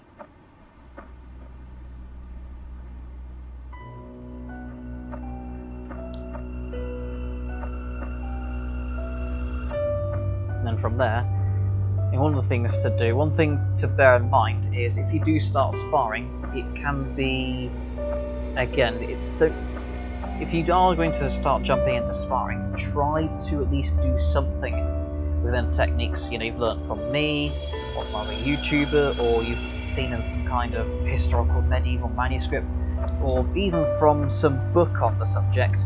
Try to at least actively try to do something that you've learnt, because if you end up just sparring and just doing whatever, you can end up picking up bad habits. So you might have a poor stance, you might have really bad cutting dynamics. If you start just doing that on its own, you'll end up in a way unlearning. And I've seen this a lot from people who've been kind of doing play fighting and LARP and stuff. They've been practicing where they're kind of a bit better at what they do, but they ended up picking so many bad habits and wrong technique on the way. And I don't just mean, oh, this isn't historical European martial arts, I mean just all-round bad fighting. Like, you know, having a poor stance, or not riposting properly after you parry, or whatever. That they end up, it takes a very long time for them to get out of those bad habits again. So, you know, you can maybe, I mean, obviously, I'm going to promote myself at this point, but maybe just look at things like the sword stances. I did all the things on two-handed sword stances from Fiore's works. You know, something like that. Try all sorts of different cuts and thrusts and do whatever, play about, but try to, every time you're walking around and you're near each other, or, you know, just you haven't started attacking or defending it, you just go into another position, like guard lady, the window guard, boar's tooth, whatever, and then try to immediately do some sort of cut, or thrust, or parry from there. And then when you start practicing doing that, you can get quicker and better at doing those things properly, rather than going around swinging and then actually end up doing pretty badly. And again, you know, bringing up those bad habits.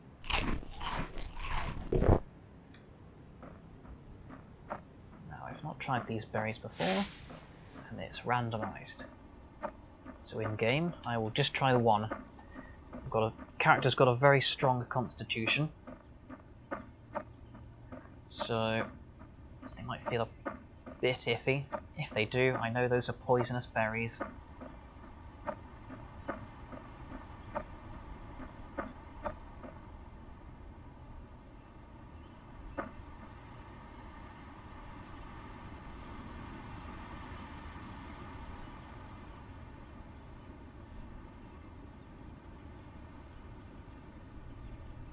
Okay.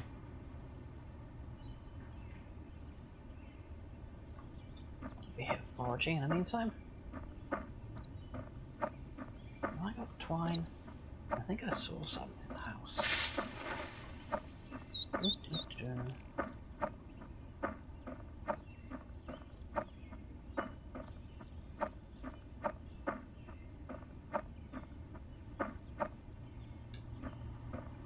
Tell you what, let's loot some houses.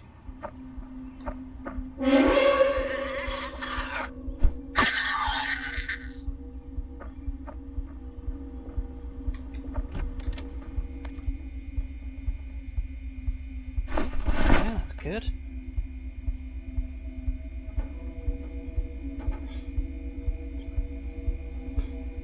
Whiskey, good for disinfecting bandages. Chocolate, good. Canned food. Yeah, dog food. Mac and cheese. Noodles, flour, peanut butter. Yeah, olive wine.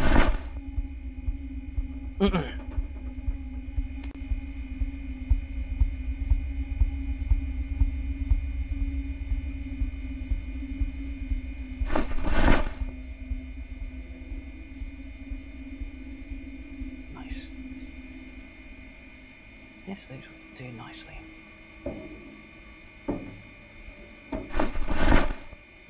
Ice cream.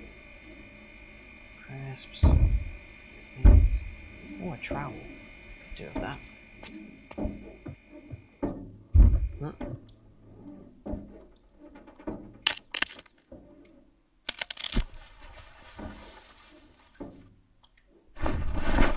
Pistol!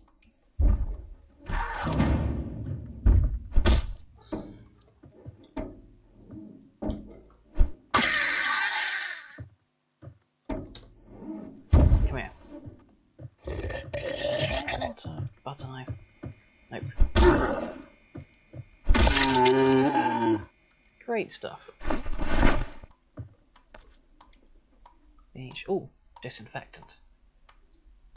As much as I do not want to be drinking bleach, I would like to have some disinfectant for bandages.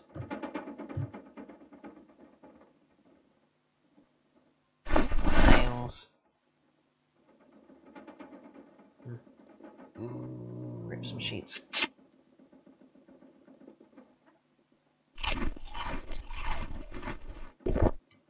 Nice.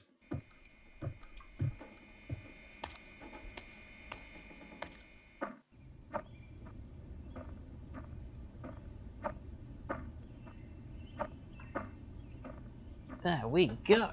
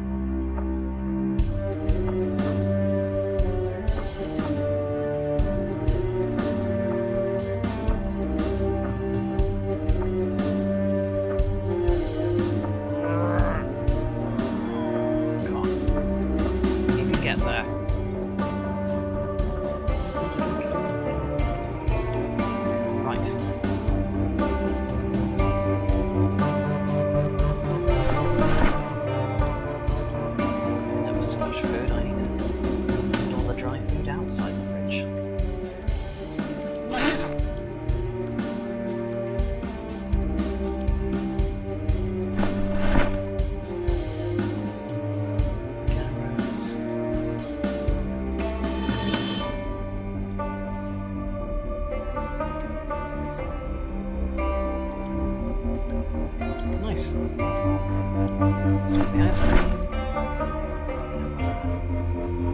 Crisps.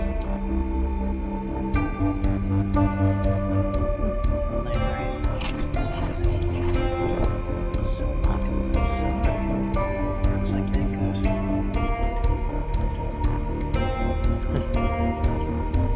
In case of emergency.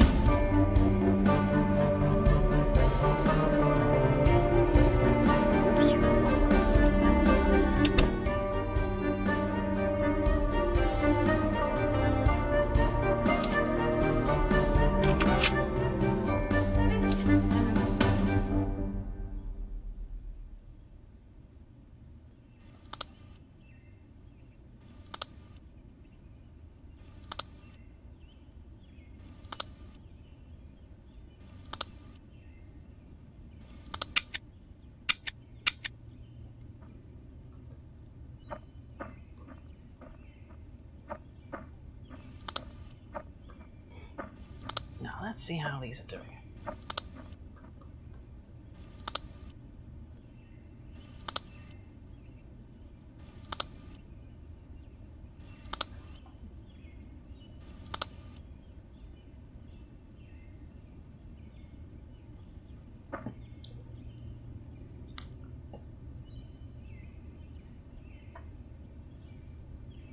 Actually, switch back.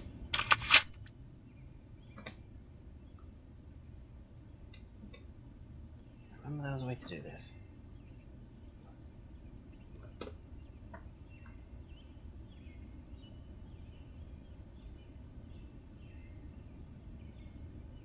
Oh, it was Z, wasn't it? Nope. Rack weapon. Ah, X. Okay.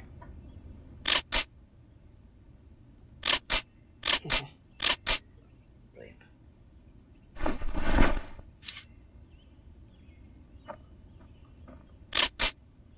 There we go.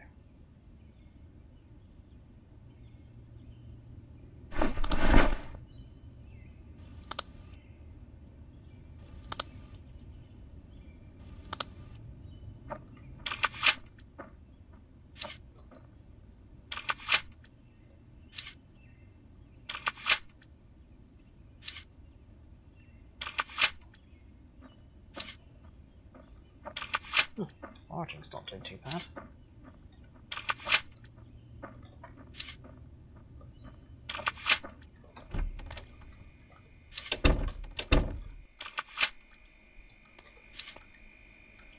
Don't know if you're back or not.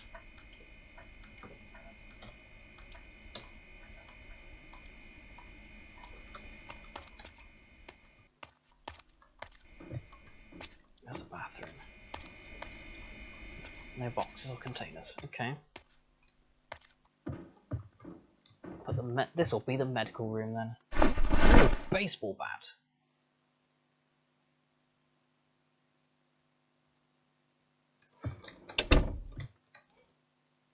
And then read at a rapid pace. Like skipping time.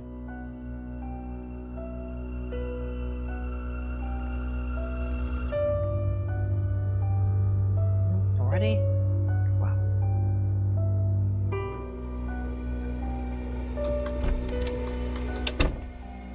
Reading really does have an effect, it seems.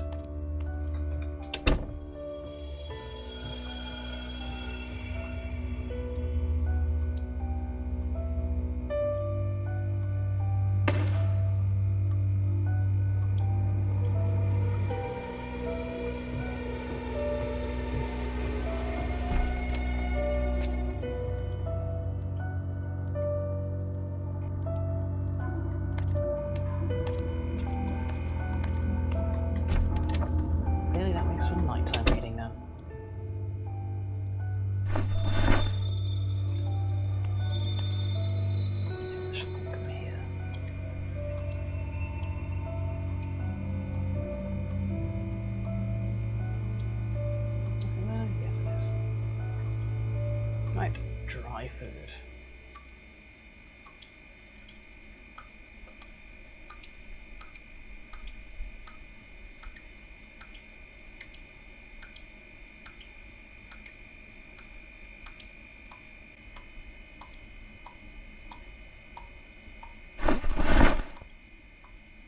go.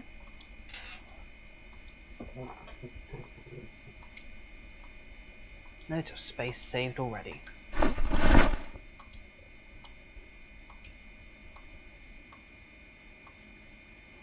Nice.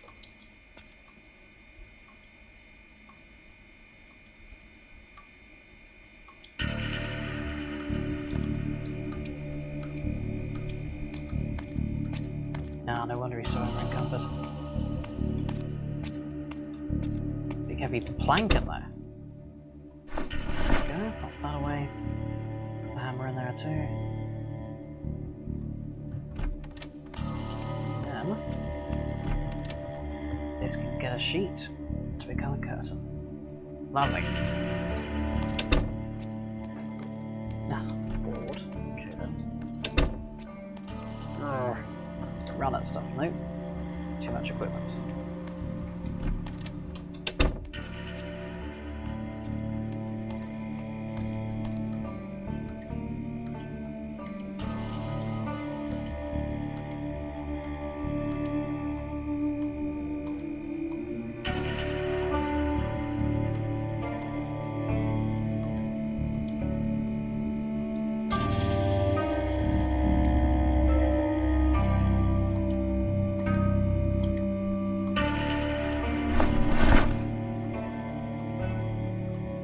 Two water bottles, nice.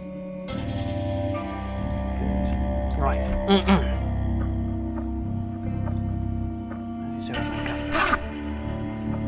Ah, 3 bats. Whiskey bottle. Oh, whiskey bottle goes in the medical room. Disinfectant, there we go. Do not want to wear a skirt.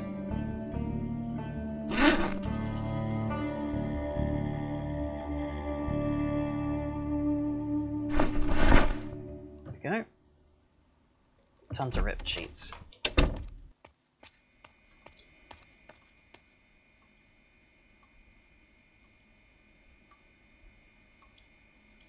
Nice. Pop the nails away as well. This will be the official base. Even set up barricades. Well, a barricade.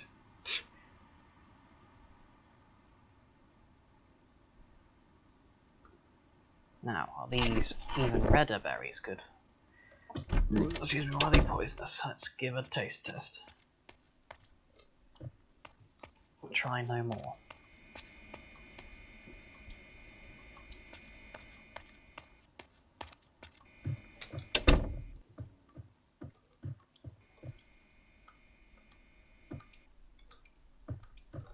I do believe it is dark outside. Yes, it is.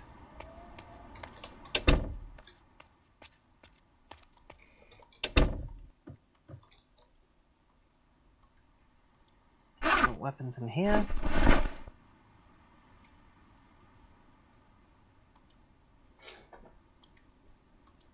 Nice.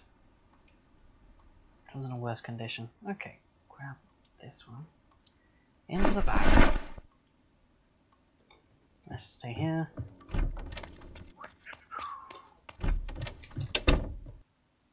Duct tape, nails.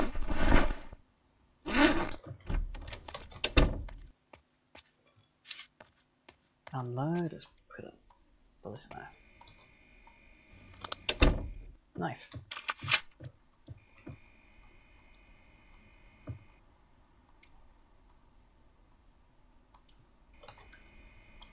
And sleep.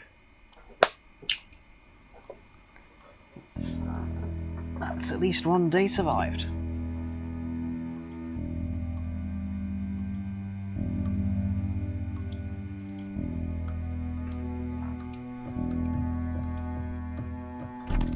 This guy's losing weight.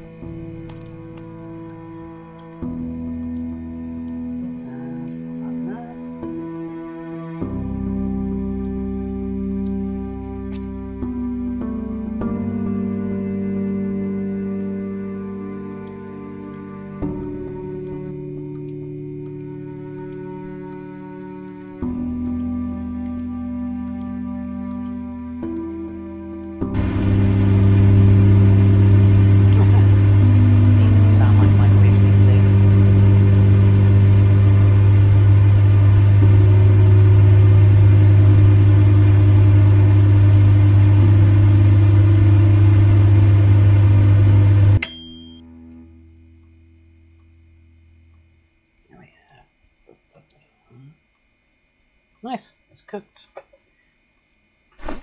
Wonderful.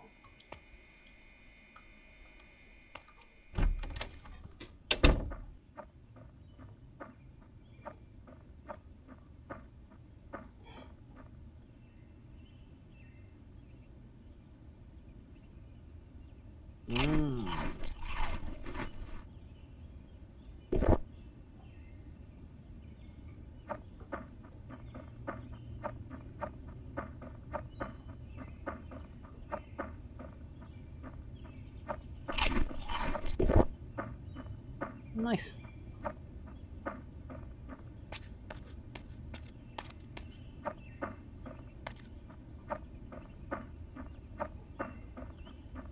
Let's see what else we can read.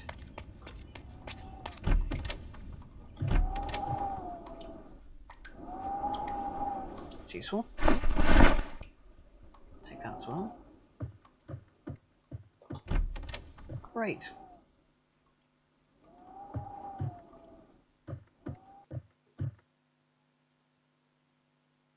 Now, farming and foraging.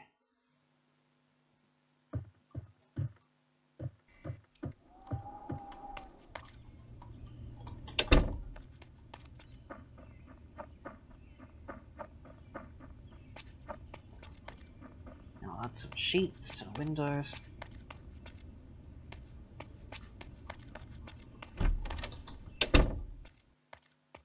Here we go.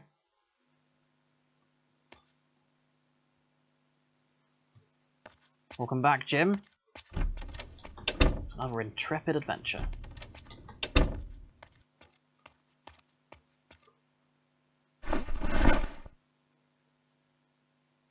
I'll pop those away for now.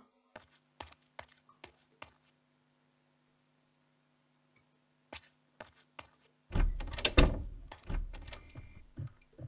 think I can make do without a firearm.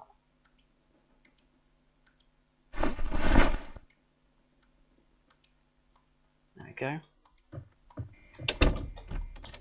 Oops.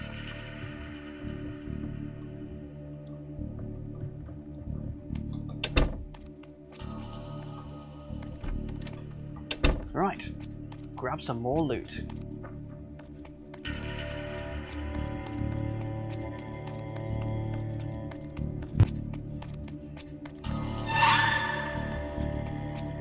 Oh. No.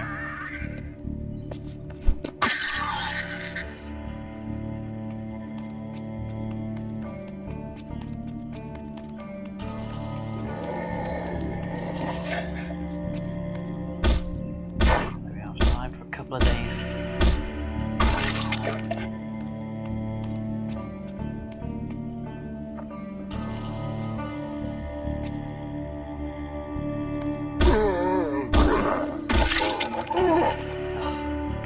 Stuff. Better vest. That looks better.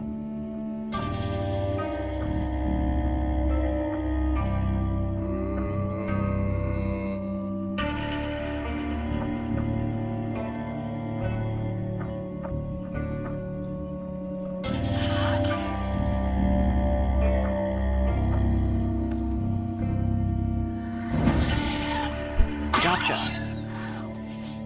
Gotcha. Our skills.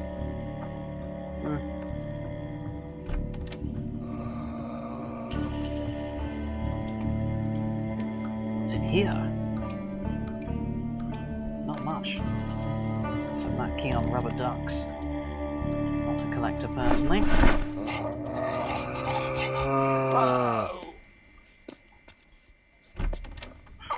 Rude to sneak up on people like that.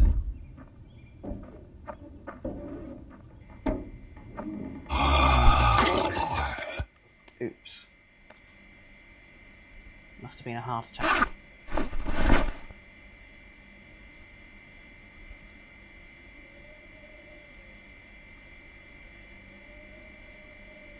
This is good. In fact, I'll take that. Don't need bleach.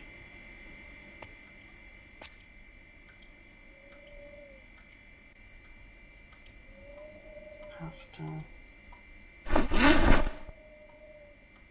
More whiskey. Kettle. Aha!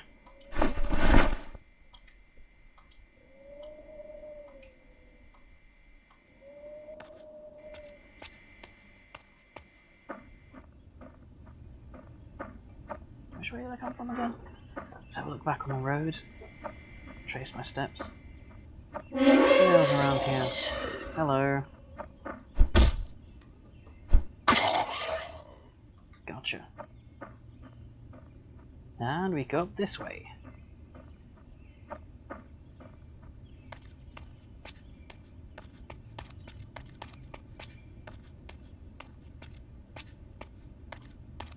In fact, it's nearly 10 at night, so in a bit I shall end the live stream. But any final questions or anything like that? Or any requested topics for videos? Oh, actually, as well, in the meantime, Jim!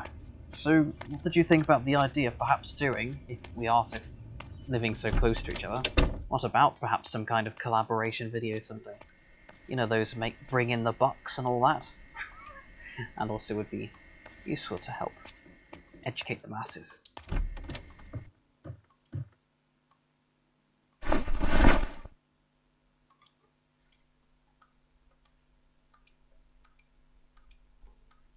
I shall wait on that. Right. Store the food.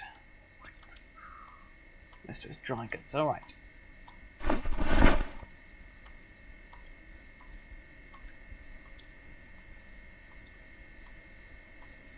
In here.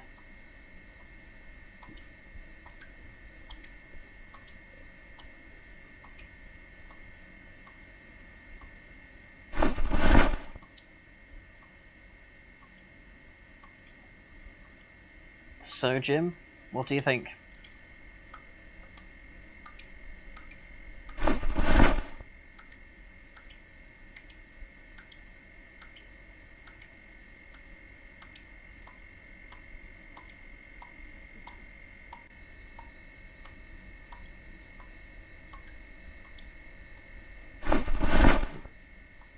Find out later, I guess.